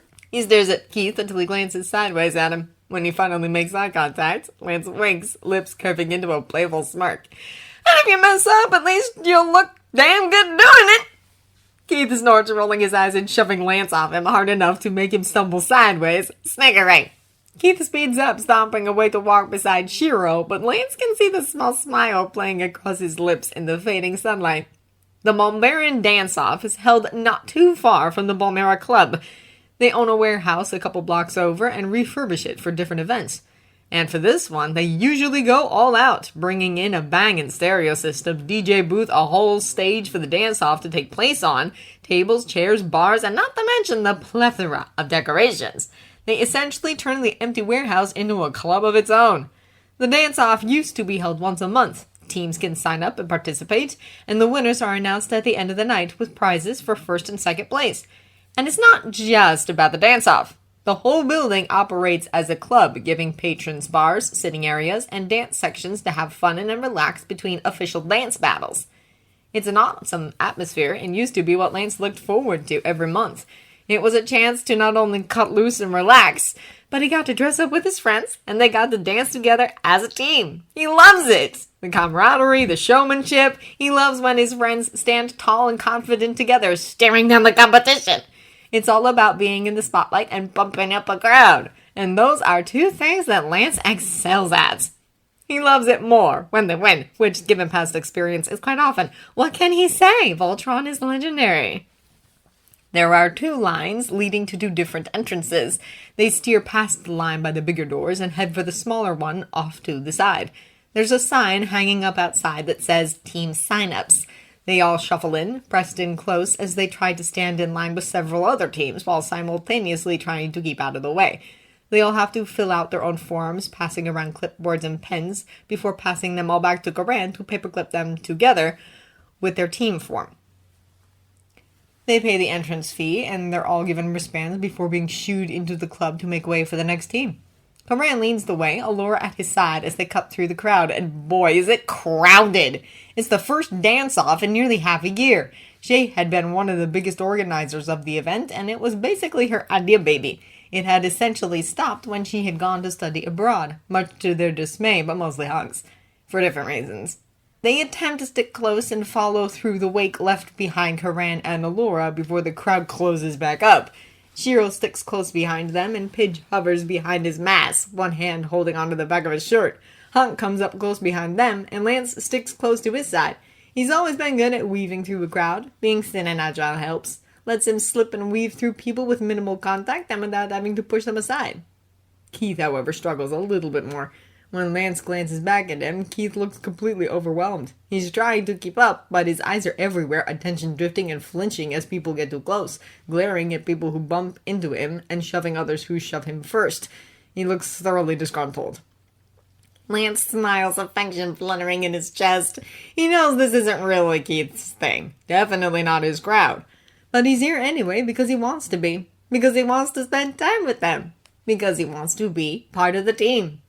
Taking pity on him, Lance reaches out, grabbing his wrist and tugging him forward until he's situated right behind Hunk, able to use the big guy as a shield and a bulldozer through the crowd. Keith sends him an appreciative look that quickly turns sheepish as he slips his wrist out of Lance's grip, shifting it so his hand slides into Lance's, fingers hesitantly lacing together. Lance looks away to hide his smile. Karan, bless his soul, drags them all to the bar near the back where the crowds are thinner and orders 7 shots of their best bourbon. The bartender looks at him like he's growing a second mustache in front of his eyes bugging out of his head and mouth twisting in confusion. Karan just grins, staring him down, and confirms his order. The bartender gives them all questioning looks, but they just shrug, and he shrugs back before turning to fill the order. Karan pays for all 7 shots, and Lance chokes when he hears the total before draping himself over Karan's shoulders and thanking him loudly and dramatically. Karan just hums, amusement tugging at his lips as he pats Lance on the back. When they all have a shot glass in hand, standing in a loose circle around the bar, Karan lifts his and they all follow suit. To Voltron, friendship, teamwork, and the spirit of dance. They all echo, to Voltron, with varying degrees of enthusiasm before downing their shots. They all take it with different levels of skill. Allura slams her glass down, face twisted and eyes watering, but otherwise fine. Shiro coughs once, then looks at his glass, nodding appreciatively. Pidge bends over in a coughing fit with muttered curses, while Hunk pats them on the back, coughing a couple times into his hand. Lance's throat burns, shot settling warm and pleasant in his stomach, even as his mouth twists with the taste. Not really a bourbon fan, but this is a time-honored tradition. He makes a face, brows scrunching and dragging his tongue along the roof of his mouth and across his teeth, mouth writhing as he tries to shake it off. Keith, on the other end, raises his eyebrows, nods a couple of times, smacks his lips, and calmly passes his shot glass to Shiro. Karan takes the damn thing like a champ, sipping at it calmly and peacefully, like he were at a wine tasting. They still have 40 minutes before they had to be in position, and Karan makes sure they knew that before dismissing them. Pidge and Shiro split off from the group to hunt down Matt, who's been hired as the DJ for the event. Allura leans up against the bar with Karan. They share a double shot of bourbon on the rocks, both of them sipping at it. Their conversation isn't private, but it's at a volume that Lance finds hard to hear over the music unless he's cozied up next to them. So he takes a position next to Hunk, off to the side of the bar. Hunk's eyes scan the crowd as they talk, and it doesn't take long for Lance to realize who he's looking for. At this, a sly smile makes its home on his lips, and he leans into his friend, eager to tease, but also to help. Hunk takes it all in stride, a light blush coloring his cheeks as he laughs nervously, but genuinely. The warehouse's floor plan is wide and open, one big room that encompasses everything. There are bars on either end and tables and chairs set up along the edges. The center of the warehouse is taken up by a large square-raised stage where the dance-off will take place. Matt's DJ booth nestled off to the side of it. The walls and ceiling are high, and there's a second-floor balcony halfway up, providing more watch points for the competition event. The entire decoration scheme is much like the Balmera Club. The lighting is colored and dim, glowing out from lanterns that hang from the ceiling and look like crystals. More strings of crystal-looking lights, custom-made, crawl up pillars and walls around the warehouse. It gives the whole place a cozy vibe, like a wide-open cavern. Music idly thumps from the speakers spread out around the building, vibrating through the air and up through the floor. Lance feels it in the soles of his feet, reverberating throughout his body and chasing his heartbeat outwards. He's excited. He could feel the anticipation like a buzz in his veins, like a tangible energy that thrives in the very air of the warehouse. He could feel it against his skin, the excitement, the nerves, the eagerness, the thrill. He's practically bouncing with it, unable to stand still. His body feels like a coiled wire, tension building, ready to be sprung. He's hyped, focused everywhere, awareness sprawled out across the club as he only partly pays attention to his banter with Hunk. It's natural, comfortable, and superficial anyway, both of them too distracted for anything deeper. His eyes flit across people, colors, lights, drinks, the stage, everything, unable to latch onto anything in particular before moving on. Then he feels a presence at his side. A body pressed in close but barely touching, arms drifting across each other as they breathe, sending sparks shooting across his skin. Instantly, his focus snaps into the sensation, abandoning everything else in the club as he turns his head, eyes zeroing in on Keith. He's standing close, leaning toward Lance in a way that seems more subconscious than anything. His eyes dart around the club warily, posture uncomfortable and nervous. His bottom lip is caught between his teeth, and Lance has the ridiculous urge to put his thumb there, to press against it until Keith relaxes and releases it. Then maybe to steal a kiss or two. Instead, he reaches out, stretching his fingers until they catch on Keith's, curling them again to pull Keith's hand into his. Keith jerks, head snapping over to stare at Lance with wide, startled eyes. Lance just smiles, small and private, as he gives Keith's fingers a small squeeze. Keith relaxes instantly, a bruised lip released from his teeth as he offers back an unconvincing and shaky smile. But his shoulders relax a little, and Lance counts that as a win. They look away, but their hands slip more firmly together. Hey, buddy, look! Lance says, leaning into Hunk's side and elbowing his arm. He points through the crowd. There she is! Hunk's head whips around so fast that Lance is sure he can hear it crack. His eyes go wide and frantic postures stiffening. Where? There! She's by the stage, standing tall and towering over most. A wide smile is on her face as she talks to a few people in front of her. She has a clipboard in her hands and a sash across her chest that indicates she's a judge. What are you waiting for, Nick? Go say hi! Lance says, doing what he can to push at his friend with only one arm, because he sure as fuck isn't going to let go of Keith's hand. Unfortunately, Hunk isn't budging an inch. Solidly planted and unmoving. I don't know, Lance. She looks kind of busy. And she'll be happy to see you, so go! He says, jabbing more insistently. He finally gets Hunk to go, and he watches with a wide smile as Hunk awkwardly shambles through the crowd, looking stiff and nervous as he goes. Lance chuckles, leaning in close enough to whisper in Keith's ear, breath making some of his hair shift. He could see Keith shiver. Want to take pity on him and help me wingman the big guy? I could use all the help I can get. They exchange glances, and Keith is so close, and he smells so good. Hell, he looks good too. Looks fucking amazing. And his lips look soft and slightly red from biting them, and so inviting. The red marks beneath his eyes stand out against his pale skin, but highlight his features in a way that's just right. Lance wants nothing more than to drag him off to a corner of the club and touch him, kiss him, feel his body up against his own, and make Keith make those needy little noises that Lance loves so much. But he doesn't. If he does, he's certain they'll miss the start of the competition. Later, though. Maybe later. Keith smirks, slow and small, mischief twinkling his eyes. He squeezes Lance's hand, tilting his chin up like he just might kiss him, and Lance feels his eyes widen in surprise, heart thumping painfully in his chest. He doesn't, though. Stops just an inch away, perfectly angled but not touching. Lips still curled into that devilishly handsome and infuriating smirk. Yeah. He says, eyes dancing with amusement as Lance just gapes. Let's go. He says, pulling away and tugging Lance into the crowd after Hunk. Lance whines, making sure it's loud enough for Keith to hear, and he's rewarded with the pearly, beautiful sound of Keith's laughter. Next up, we have Buckton versus the Blade of Mamora! The crowd cheers, wordly shouts, and screams that the referee has to speak over. He holds his hands out to the sides, gesturing to either side of the stage as the two teams pull themselves up and take up their positions. Lance is the first to the stage, pulling himself up and already waving to the crowd, spinning a little as he does so, lips spread in a wide grin. He shoots finger guns at a particularly loud group of people. They cheer louder, and Lance laughs. Voltron has a reputation here, and he intends to keep it going. They're good, they're personable, they're fun, and they're champions! His friends take to the stage behind him, coming up the stand in a loose and bunched arc. They're all smiling and waving to the crowd as well. Corinne scoops Pidge up onto his shoulders, and he makes wide, throwing casing gestures with his hands, while Pidge raises both fists into the air. A group in the crowd starts a chant of flanks, flanks, flanks! And Hug and Shiro exchange amused glances before doing just that. The group screams, and they laugh. The only one not milking it is Keith.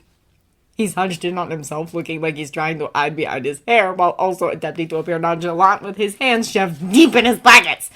While Allura moves to the center of the stage to face off in a thrilling game of rock, paper, scissors, with a Marmora's team captain to see who goes first, Lance maneuvers himself to Keith's side. Smile and wave, Keith, he says, bumping his hip against Keith's playfully, but hard enough to make him stumble and earning himself a small glare.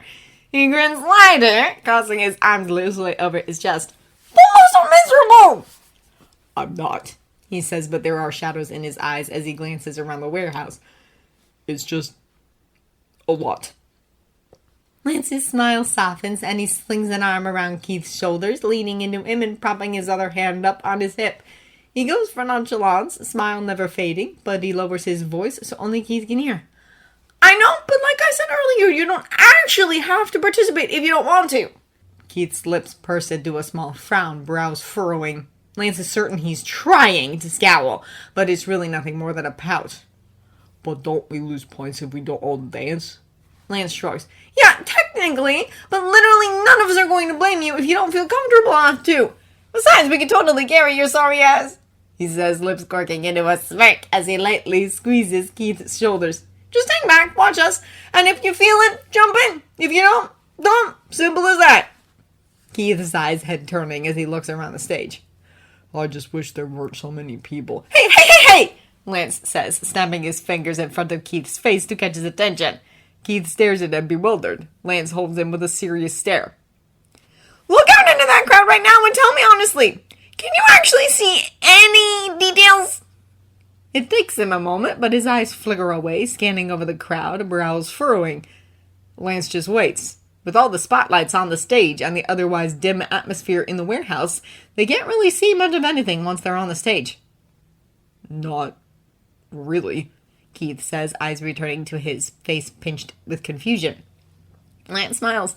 Exactly! Up here it's easy to ignore everything else except for what's happening. The crowd is just a noise in the background. Just focus on us, the other dancers, and the timer. He leans in close, pushing his forehead to Keith's for just a moment, letting their noses brush. He can hear Keith's breath hitch, and it makes his chest flutter. And if all else fails, he whispers, voice pitched low and playful, just look at me. He pulls back, sending Keith a wink and biting back a laugh as his face twists up with conflicting emotions. As Allura rejoins them, Lance pulls his arm back and Pidge climbs down from Coran's shoulders. All right, team, she says, gesturing for them to gather in close. They step into a tight circle, leaning in and putting their arms around each other's shoulders. Keith looks bewildered for a second, sandwiched between Lance and Shiro, but follows their lead. They're going first, so we've got 25 seconds to prepare. I know it's been a while since we've done this, but that's never stopped us before. Just go with your instincts, trust yourselves, keep an eye on the timer, and have fun. She sends a very boy to clear his way. And try not to hog the spotlight. Lance grins. Wouldn't dream of it, princess. And Keith, she says, sending the boy at his side a much softer look. Don't feel pressured to jump in if you don't want to. It's fine to sit out a couple rounds to get the feel of it. Keith gives her a wee smile and nods. Thanks. She nods back, eyes darting around the circle. Everyone ready? They all nod, and her eyes turn back to Lance, lips quirking up at the edges. Would you do the honors of leading our chant, Lance? His grin is loud enough that he can feel it crinkling his eyes. Of course! Together, they all shift slightly, putting one foot slightly forward into the circle. Keith is just a second behind. Lance leans in for a second. Just follow our lead, Keith, he says before they're all suddenly moving. They lean into their forward feet, shifting one way, and then lead back, effectively shifting the opposite way. Their small circle goes back and forth, a push to pull. Lance waits for them to build momentum, bodies and heads bobbing up and down with every shift of direction. Then he lifts his head higher than the rest and shouts, I say ball, you say Tron! Ball, Tron! His friends echo, and he can hear groups in the crowd doing the same. Vol, Tron! Vol, Tron! Vol, Tron! They threw up their hands in the air once again, with Keith a second behind, and the crowd roars as they spread out into a loose arc, facing across the stage at their opponent. The Blade of Marmora is a fairly decent team, but what had been showing up more regularly before the hiatus. They all wear the same outfit, all with masks over their eyes. Other than their body types, they're entirely uniform. They stand in a line, legs shoulder-width apart, hands clasped behind their backs. It's an intimidation tactic, and Lance knows it. But that doesn't stop it from working. Thankfully, they've been around the block a few times, and all of them thrive in competition. Blade of Marmora, are you ready? The referee calls, voice echoing through their microphone and out across the crowd. The other team makes a wordless shout all together as one unit. Voltron, are you ready? Woo! They shout together. DJ, let the music play. the man says, stepping back from the center of the stage toward the side and gesturing to Matt's booth. There's a few beats of silence, the crowd dying down, anticipation bounding through Lance's veins alongside adrenaline. The energy and tension around them feels tangible, twisting around his body and making the air thick. He feeds on it, lives on it. He holds his breath without really realizing that he's doing it and only notices when the music starts up and his lungs start working again. Pidge told them that Matt has made specific mixes specifically for the dance-off in an attempt to please and impress. He's become a regular at the Balmera Club, and he was their first pick to host their first dance-off after the hiatus.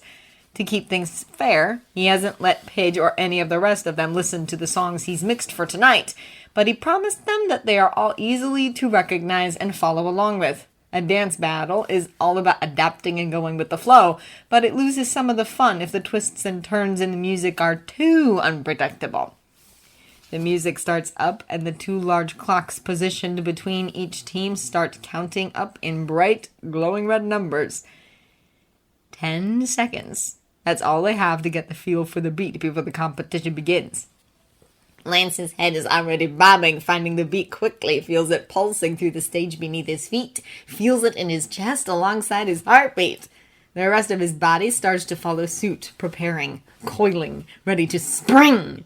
Out of the corner of his eyes, he can see his friends doing the same, each of them feeling the beat in their own ways, subtly loosening up their bodies, rolling their limbs, feeling it as much as they can before the clock hits 10. When it does, the other team is already in motion. One of them splits immediately from the lineup, going from a standstill to motion in a flurry of limbs, dramatic arm movements that lend momentum to flying legs as they jump and turn, landing in the center of the stage. They move bold movements, high energy, getting right into the heat of the moment. It has Lance's blood racing, boiling, burning. He's ready. He's so ready.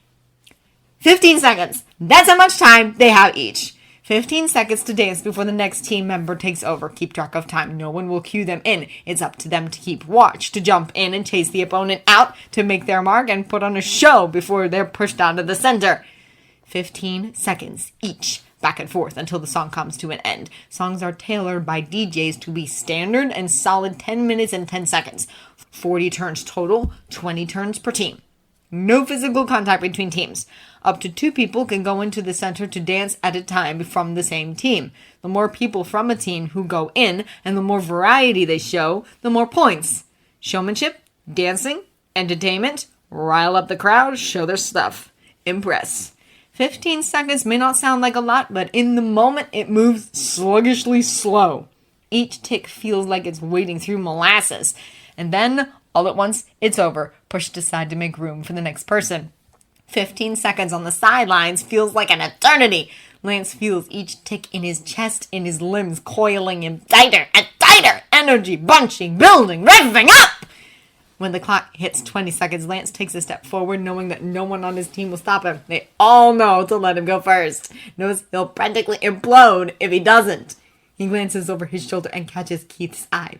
He's watching him, not the Memorial dancer in the center of the stage, not the clock. Him!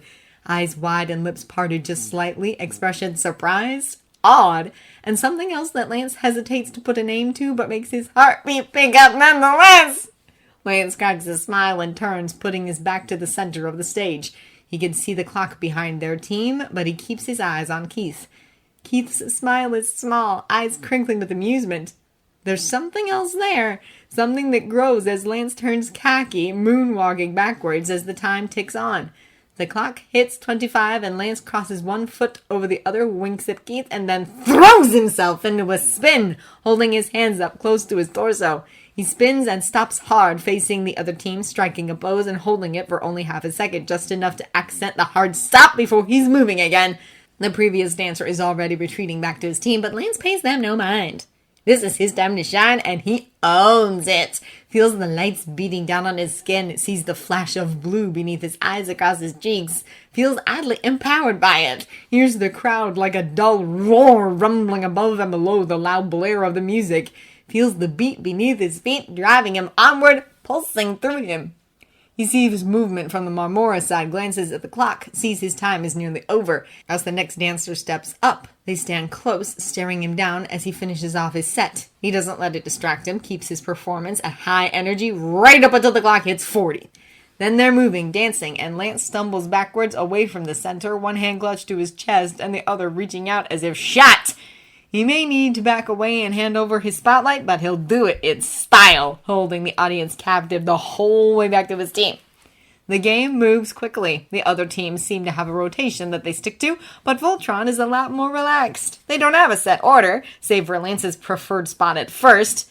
They go when they feel like it, step forward to claim their next spot. When you feel it, and they all go when they do. They never argue or shove, even when two people step up at the same time. They're a fluid machine of teamwork and energy. The Blade of Marmora are good. Lance can't really deny that, but they all have relatively the same style. Big, powerful movements, sharp and quick, whole bodies getting into acrobatics that are impressive and crowd pleasers, but it's more or less all the same. Different moves, yes, but they start to become repetitive the further on it goes. Voltron has one thing a lot of teams lack: a wide variation of style. Hunk leaps into the stage, wide movements, stomping and arm gestures. He's not afraid to get down with the sturdy breakdancing moves, and he moves with surprising grace for someone his size. He's not afraid to go up into a handstand, legs angled and kicking as he moves around with the beat.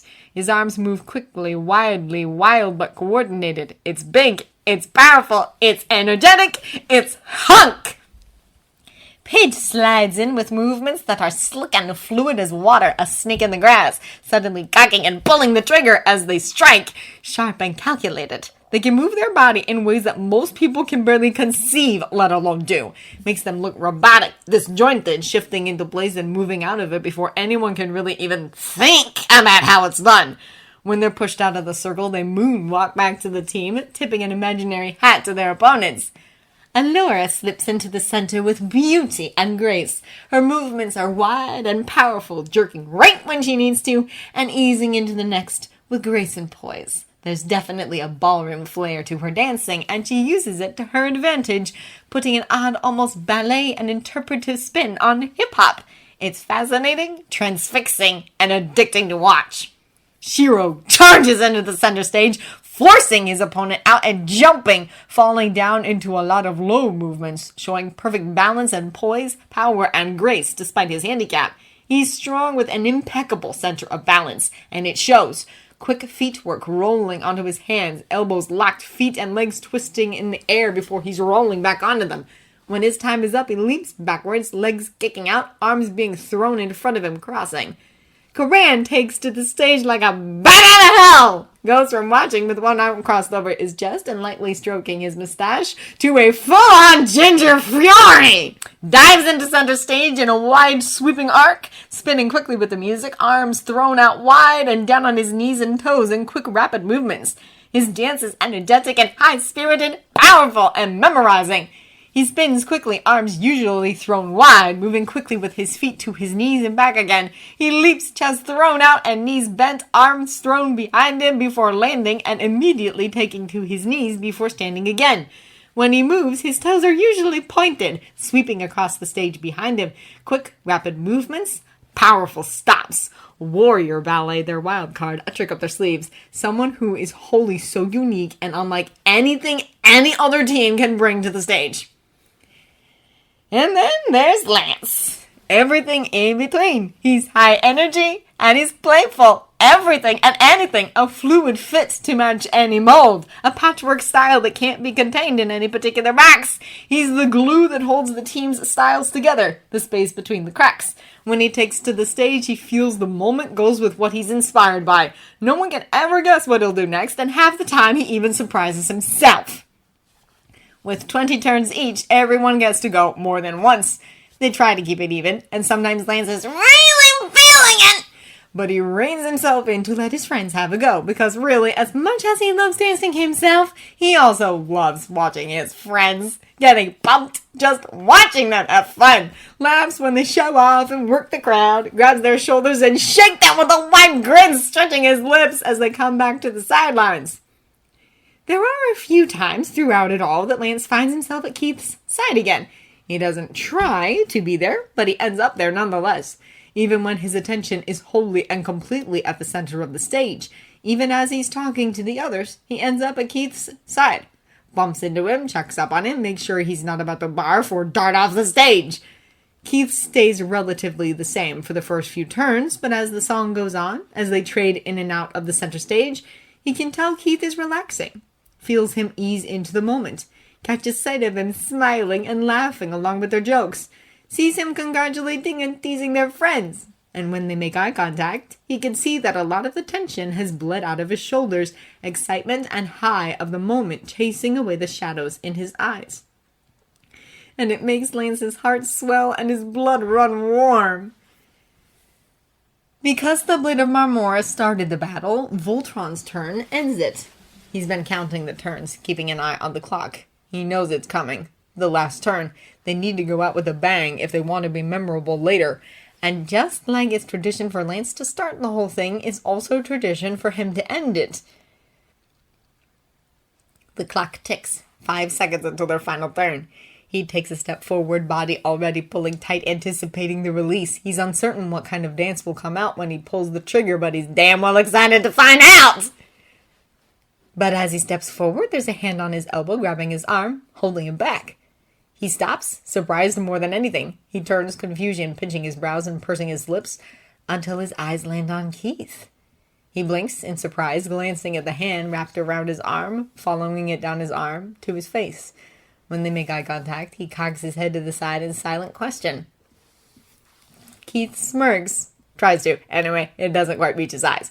There's tension there, apprehension, nervousness that's got the fingers looped around his arm, shaking slightly. But his back is straight, shoulders pulled back, and his chin is held high. Alongside the shadows in his eyes is a spark of determination. Lance's breath catches in his throat because he knows what this means. He knows what Keith is asking by the simple gesture of grabbing his arm. He won't ask for it directly, won't beg for it. If Lance really wants to go, Keith won't stop him and won't complain. But as ready as Lance is to dance, he's even more excited by the prospect of watching Keith shine! The clock ticks, and Keith's eyes flicker over Lance's shoulder to the center of the stage, then up higher to the clock above their opponents. 3 seconds.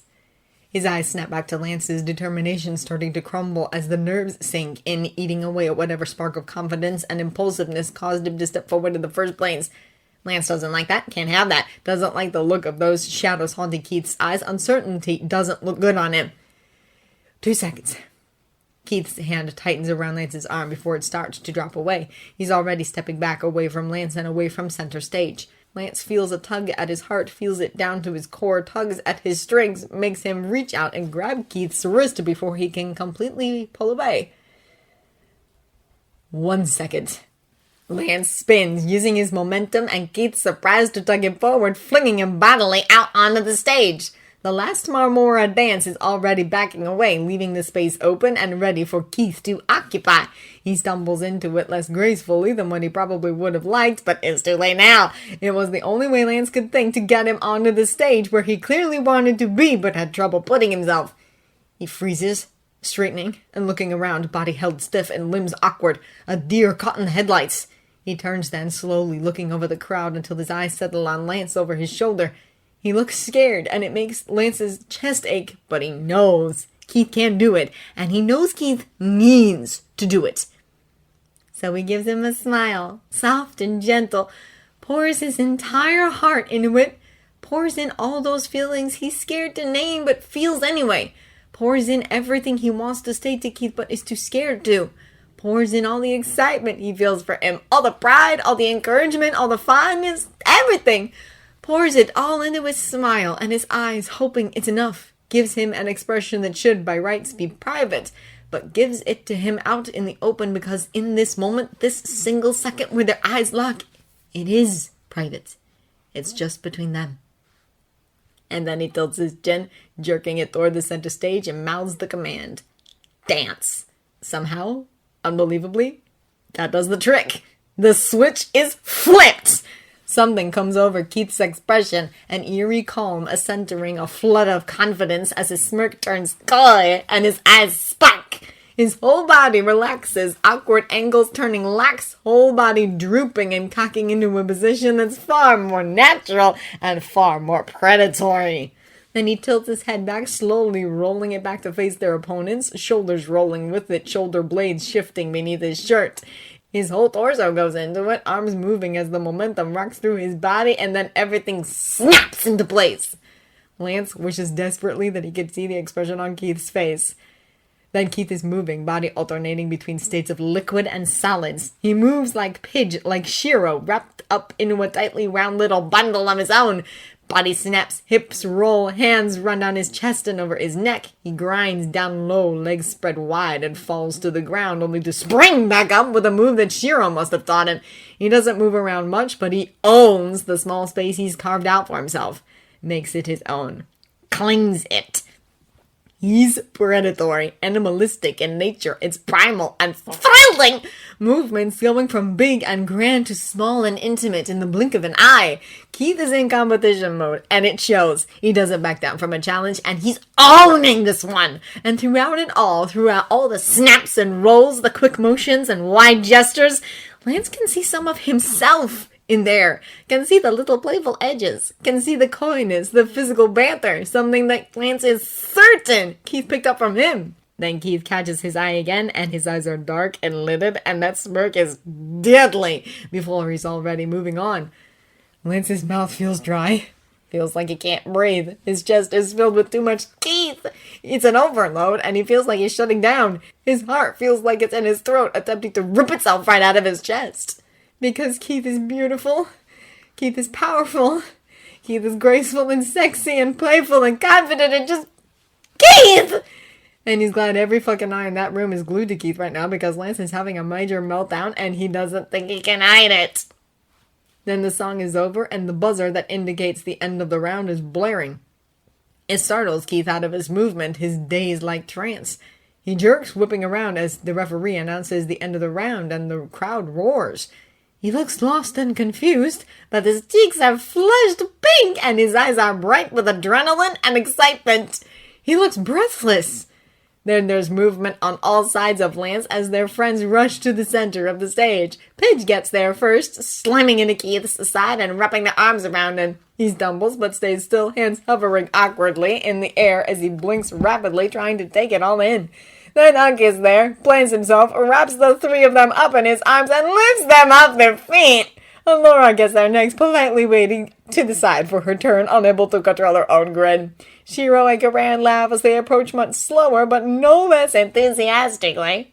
It looks like they're all talking at once, laughing, gushing about everything. They keep patting Keith, tugging him this way and that for a hug, wrapping him up, punching his arm, ruffling his hair. Lance can't hear them over the ringing in his ears. Can't hear much of anything. Everything from the crowd to the referee's announcements to the dull thump of filler music fades to a fuzzy muted background noise. He's fixed in place, unable to move, chest molten and mind numb. He stares and stares and stares. Tries to remember how to breathe and how to feel, because really there are too many emotions, too many thoughts and feelings bouncing around in his head and his chest, each vying for attention but not able to stick. His focus narrows down to Keith and the dull, pleasant, twisting throb that starts in his stomach and spreads outward, filling him and feeling like it's trying to burst through his chest. It's a familiar feeling, one he's had several times before. One he's even had around Keith, though he hates to admit it and definitely refused to at the time. He knows this feeling, even if he's never felt it this strongly before. He's scared of this feeling, but that won't stop him from feeling it. He doesn't want to stop feeling it. It's terrifying, and it's beautiful, dangerous, and exhilarating.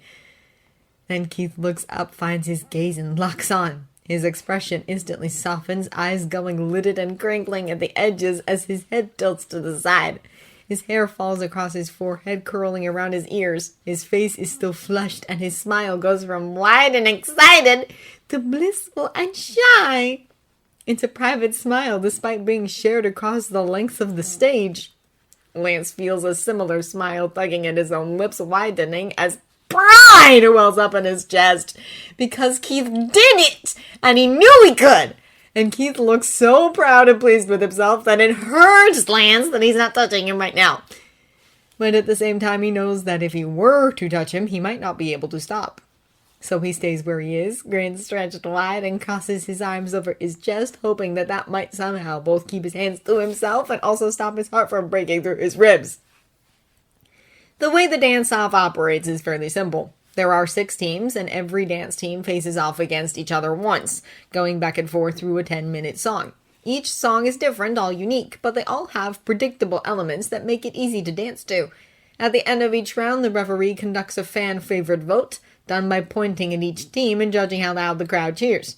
It helps with their score, but the judges have the final word at the end of the night. There are 10 judges total, sitting in a sectioned-off area of the second-floor balcony, all with sashes across their chests. 5 of them are chosen and selected by the operators of the event, and 5 of them are chosen randomly through a raffle entered when people pay for admission. At the end of the night, after everyone has gone through their rounds, there's a long break in which 6 buckets are placed on each of the bars, each bucket labeled with a team's names. Upon admission, everyone was given a token. The tokens are then used to vote by placing them in the bucket of choice. The 2 teams with the highest amount of tokens go to finals and face off in the final dance-off. Winner is chosen by the judges. So far, Lance thinks they're doing pretty good. They've won a lot of fan-favorite votes, and they're slaying the competition. But more than that, they're having fun. And most importantly, Keith is having fun. After getting that push out of his comfort zone, he's been taking that step on his own. By their second round, he already started stepping out on his own, taking his own turns and owning them just like the rest of them. When he dances, Lance can't keep his eyes off of him. And when he falls back into line with them, Lance can hardly keep his hands off of him. He pulls Keith to his side often than not, rests his elbow on his shoulder, playfully punches his arm. He wants to do more than that, wants to pull Keith to him and bury his hands in his hair, wants to bite at his lips and lick his way into his mouth, wants to press up against him and feel every hard, smooth plane of his body, wants to push his knee between Keith's legs and grind against his thigh, wants to slip his hands under his shirt and dance his fingertips along every dip and line of his stomach and chest, firm enough to feel but light enough to make Keith's muscles twitch in anticipation. He wants to do these things, but he can't. Not on a stage. Not while they're still dancing. His body and heart are torn between needing to drag Keith into the closest corner and needing to be at center stage performing. Thankfully, Lance isn't alone in his struggle. He can tell Keith is right there with him. He can see it in the way Keith watches him when he dances, eyes lidded and dark.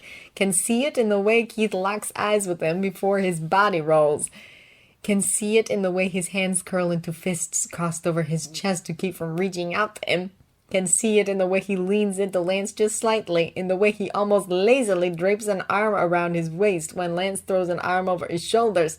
Casual and friendly, save for the way his fingertips slide beneath the hem of his shirt, playing lightly with his hip bone. He can see it in the way Keith smiles and knows he's thinking the same thing. When they're not dancing, they're gathered as a team near the stage, watching the other competitors dance. It's in these moments that they can slip in more subtle touches, more wandering hands, when they're blending into the crowd and their friends' attentions are fixed elsewhere. But it's not enough. It only makes them want more. They finally get an opportunity when the last of the rounds finish and the referee announces there'll be a break before the finals. He encourages everyone to vote at either bar, but they're already turning away from the stage. Karan dismisses them, but not before fixing them all with a stern stare, as he tells them to be back here in time for the announcement. Alora takes Shiro's hand and tugs him off to the dance floor, where bodies writhe and the bass pounds. For the moment, the warehouse looks like any other club. Pidge slips away to Matt's DJ booth, Karan wandering after them. Hunk steps away as soon as they're dismissed, headed for where the judges are leaving their post. Lance watches Keith's eye and trails his fingertips down his arm, slipping his hands into Keith's. They exchange, the small tilt of lips, the smolder in Keith's eyes. It's all the courage Lance needs to turn, tugging Keith through the crowd behind him. He can't tell if the pulse raging against his wrist is Keith's or his own. They make it out of the bathroom, clothes wet from where they attempted to clean them off, Keith's gloves washed and dried and shoved in his pocket, in time to hear the announcement over the speakers. And by your vote and our judges, the finalists are Voltron and the Gara Empire! The crowd roars throughout the warehouse and Lance lets out a loud woo! Jumping and throwing a fist into the air. He blindly grabs for Keith's hand without really thinking about it and finds it waiting for him, fingers automatically weaving together. Without his gloves, Keith's hand is warm and smooth, softer than Lance expected. He could use the excuse of needing to pull and guide Keith through the crowd, but quite honestly, he doesn't see the point. The fact of the matter is that he's holding Keith's hand because he wants to. Because he's happy! High on adrenaline and excitement and Keith! And he can't stand the thought of not touching him right now, in this moment. He weaves through the crowd, dragging Keith along in his wake, shoving when he gets too impatient as they make their way to the stage. He finds their friends standing next to it, noticeable in their matching outfits, clustered so close. He drops Keith's hand to dash through an opening at them, slams right into Pidge at full speed, and lifts them off their feet, spinning them around and laughing as they curse. "Put me down!" They wheeze as Lance squeezes them. "We did it! We did it!" he chants, finally plopping them down on their feet. "Nice of you two to join us," Alora says, crossing her arms over her chest, hip cocked to the side, one delicate eyebrow arched, and amusement playing across her lips. "Yes! You're quite a few ticks late," Karan says, stroking his mustache, eyes dancing. "Yeah, you're late," Pidge says, digging their thumb into the sore spot on his collarbone, a spot that he's certain has a newly formed bruise. He swats their hand away, locking his arm around their neck and pulling them in close to dig his knuckles into their ear. "It's called being fashionably late!" They struggle, limbs flailing. "What do you know about being fashionable? Rude!" When they finally wiggle out of his arms, he glances over at Keith. He's sandwiched between Hung and Shiro, both with their arms crossed over their chests, grinning as they side-eye him, nudging his sides playfully. Keith scowls at them both, cheeks tinted dark enough to be seen in the spotlights above the stage. He doesn't have to suffer long, however, before Karan is shooing them all onto the stage for the final dance-off. The format for the finals is like any of the other dance-offs they've had so far, and by now, they all know the routine. They line up as the referee hypes the crowd, not that he needs to do much. By now, everyone in the warehouse is thoroughly drunk and thoroughly warmed up. They lined up in a loose arc, facing their opponents. The Galra Empire is a team that's been around for a long time, before they even formed Voltron. And usually, when they don't win, it's because the Galra do. They've formed an unspoken rivalry because of it, and anyone who's been to these events before knows it. Lance can feel that they know it, can feel the tension and anticipation buzzing in the air, tittering in the crowd. He wouldn't be surprised if people voted for them just to see them face off again. Alora wins and Voltron goes first. The song starts, one that's more hype than the others have been, appropriate for the finals. It starts out low, driving forward, building speed and volume. Lance waits right up until the 10-second mark before he's throwing himself forward, sprinting from a standstill toward the center stage, going down to his knees halfway there and sliding the rest of the way. He hops up onto his toes and throws his momentum backwards, bending his back and planting his hand behind him, kicking his feet up into the air and holding it for just a second before swinging his feet down. He's moving again as soon as his feet land. The first Galra is already stepping forward, stalking around him, never getting too close to center stage but staring him down. It's an intimidation tactic and a damn good one. It also works wonders for building the dance-off suspense and pleasing the crowd. But if they're looking to throw Lance off his game, they're going to have to do better than that. He's used to this. He thrives on the attention and spotlight. This is his element. He's got a crowd to witness him, a song around him, friends behind him, and a damn fine boy watching his ass. The music pulls on his body like strings, bass moving his limbs like water, beat snapping at his joints. Then his 15 seconds are up and the Galra is in his face, pushing forward into his space to force him back. He steps back, arms splayed wide, unafraid and unintimidated. The Galra are already dancing, movements dramatic and with flair. As much as Lance isn't a fan of them personally, he can't deny that they had skill. No sooner had they started before Alora is stalking forward, expression almost bored, had it not been for the spark of challenge in her eyes. She steps up near center stage, hip cocked and one arm crossed over her chest. She idly inspects her nails, making a show of it, but Lance can see her keeping an eye on the clock. As soon as it's their turn, she's sliding in, whipping into the center, and forcing the other out and away by sheer proximity, making a dramatic flare of shooing them away before claiming the stage for herself. And it goes on like that, both teams constantly stalking the center, waiting for their own turn, prowling before diving to rip the spotlight away. There are a lot more gestures exchanged, a lot more stare downs. It's tense, but it's also intense, heated in a way that brings out a fire in their hearts, makes them prove themselves, makes them refuse to lose. Everything else fades. He doesn't see the audience, and their roaring cheers fade into a muted white noise behind the beat that's thriving in his veins, filling the air, driving him onward. He only pays attention to the other team and the clock. His synergy with his friends, his team, is like a live wire sparking and sizzling through each of them. He barely glances at them as they take turns stepping up to take the stage. They sync up glances and words unnecessary as they feel each other and their intentions. Whenever Keith stands up to dance, Lance feels a heat burning bright in his chest. Feels invigorated as he watches Keith stare down the competition, dance like Lance always knew he could, uninhibited and free. There's a confidence in his pose, a power in his movements, a spark in his eyes, and cockiness in his smirk. Lance fucking loves it! And when Keith meets his gaze, he can feel the fire burning between them. Two of the Galra jump in at once, doing a combo that somehow manages to be individual and in sync. Lance makes eye contact with Hunk, exchanging a nod, smiles curving their lips. When it's their turn, they both dive forward, taking to the stage with a flair and synergy that's born from years of knowing each other, years of dancing together. When two more Galra step up to show off a combination dance, different styles weaving together flawlessly, Shiro and Laura stand up to the challenge, following them up with teamwork that is beautiful, powerful, and undeniably perfect.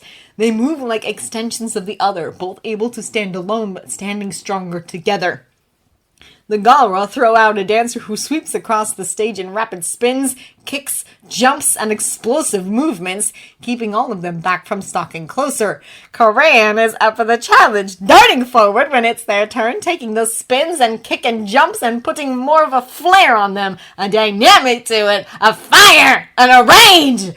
It's starting to feel like a battle, and Lance loves it! The next Galra takes to center stage with a sideways flip, a cartwheel without hands. He's built big, thick arms, strong as he does a lot of handwork, flipping his body and supporting it as he spins, kicking up his legs. Lance has tried enough of those moves to know it's impressive, but he also knows that this guy is just showing off moves. There's no flair, no showmanship. Lips corked into a cocky smile, he pushes into the guy's space with quick foot movements, following after him as he backs up, shooing him off. Then he shoots them finger guns before flipping backwards, going up on his hands and launching himself into a jump. When his feet land, he goes down into floor work, quick and precise, cutting it with a lot of up and down, a lot of movements of his body that have him right side up, upside down, sideways, and every orientation in between. When his time is almost up, he sees one of the Galra stepping up. He recognizes her. They've faced off against them far too many times for him not to. She's slim, agile, and incredibly acrobatic. She sashays past him, cocking an eyebrow and a finger as she makes her way to the edge of the stage. He smirks, following her lead as he dances his way to the same edge. He knows what she wants. She usually takes to the center with tumbles, flipping head over feet, spinning in the air. She does it every time, but this time she's summoning him to the edge of the stage, and he knows why. She's challenging him. She's seen him work, seen his flips, and is challenging him to keep it going. Thinks she can show him up, bring flair to the start of her turn. How could a gentleman say no? He lines up to the edge of the stage, facing the crowd right at the last second of his turn. She's in the same position a few feet away. He makes eye contact, and she nods, a smirk on her lips. Her eyes spark, smirk widening as he nods back. Then they're both flipping backwards, throwing their weight and bodies back, bending, landing on their hands before carrying their momentum through. Hands, feet, hands, feet, hands, feet. They flip together across the length of the stage. He's vaguely aware of her next to him, but he doesn't know how well she's doing or how fast she's going. All he can do is focus on himself and his drive. His drive to do better, to look better, to be better. She wants to show him up, but he's determined to steal the spotlight for himself. So he keeps going, flips across the stage, keeping an eye on his surrounding as they tumble by, worlds spinning. He doesn't do this often, rarely needs to, preferring to stay in a more confined space, but he's done it enough to know that he can, knows he can trust his body to do what it needs to do. He counts his flips, watches how close to the edge of the stage he gets. 3 more, 2 more, 1 more. Stop! He does a little leap with the last one, planting his feet with a firm stop to his momentum. Throws his arms up in the air, wide grin on his face. Out of the corner of his eye, he can see that his opponent has stopped too, but it's not for long. She's already moving, dancing her way back to the center of the stage. After all, her turn has just begun. Lance moves to take a step forward, a step back towards where his friends are waiting, but his head is still spinning, a lot worse than he anticipated. The warehouse spins, spotlights blinking, adding to it, disorienting as his mind tries to catch up to what he's seeing. His weight shifts, balance thrown off and not quite recovered. He stumbles a step trying to catch himself, but then his heel is hovering over open air. He panics, whipping his head around to see that he's a lot closer to the edge of the stage than he anticipated. His calculations must have been off. He turns too fast, vision swimming and spinning, body unable to find balance as his feet slip off the stage, arms flailing uselessly. For just a second, he's in freefall. 1 terrifyingly long second. A second that stretches out into minutes, hours, days, lifetimes. A long second that ticks by in slow motion, mind whirling a mile a minute, but unable to come up with any coherent thoughts other than, no, fuck, shit! He's not even sure his heart beats in that second, squeezing painfully in his chest as panic rises up to choke off the wordless shout in his throat. And then that second passes, and the free fall ends with pain shooting up his leg. He feels, more than hears, the crack as his ankle slips and impact shoots up his leg. Feels it vibrate through him, feels the grind of his ankle rolling, feels the crack of things that definitely shouldn't crack. Hears the impact of his landing echoing in his ears. And then he lies there, staring up at the ceiling of the warehouse, mind spinning and reeling. The spotlights hurt his eyes. He can distantly feel the music pulsing through the floor, but he can't hear it. Sees unfamiliar faces and familiar faces alike popping into his vision, but he can't focus on them. Vaguely notices their mouths moving, but can't hear their voices over the ringing in his ears. The sharp pain left as soon as it came, leaving just a dull throb echoing up his right leg, almost indistinguishable from the pound of the bass. He feels distant, disjointed, disconnected, body numb and mind not quite aware of it. He knows somewhere in his awareness what has happened. He knows. He has all the evidence to put the pieces together. But every time he reaches for that conclusion, it shies away, body and mind recoiling from him. Can't accept it, can't be real, it can't be real, it can't be real, it can't be real, not happening, not happening! Faces in his field of vision, but he can't focus on them enough to recognize them. They come and go, features mixing. A flash of yellow-orange hair, a glint of glasses, a scar, white hair, beautiful midnight eyes. Lips form words that his ears belatedly recognize as his name. They look worried. They sound panicked. He knows he's probably feeling the same things, but his awareness of those emotions are dull and muted, buried under a fog of disbelief and shock, his consciousness fragile and pulled back, sheltering itself in a bubble of denial and fear. He stares at the lights, blinding and burning, as his focus narrows down to the heavy thump of his heart, loud and hard against his rib cage, each pulse fueling the mantra repeating in his mind. No, no, no, no, no, no, no, no, no, no, no.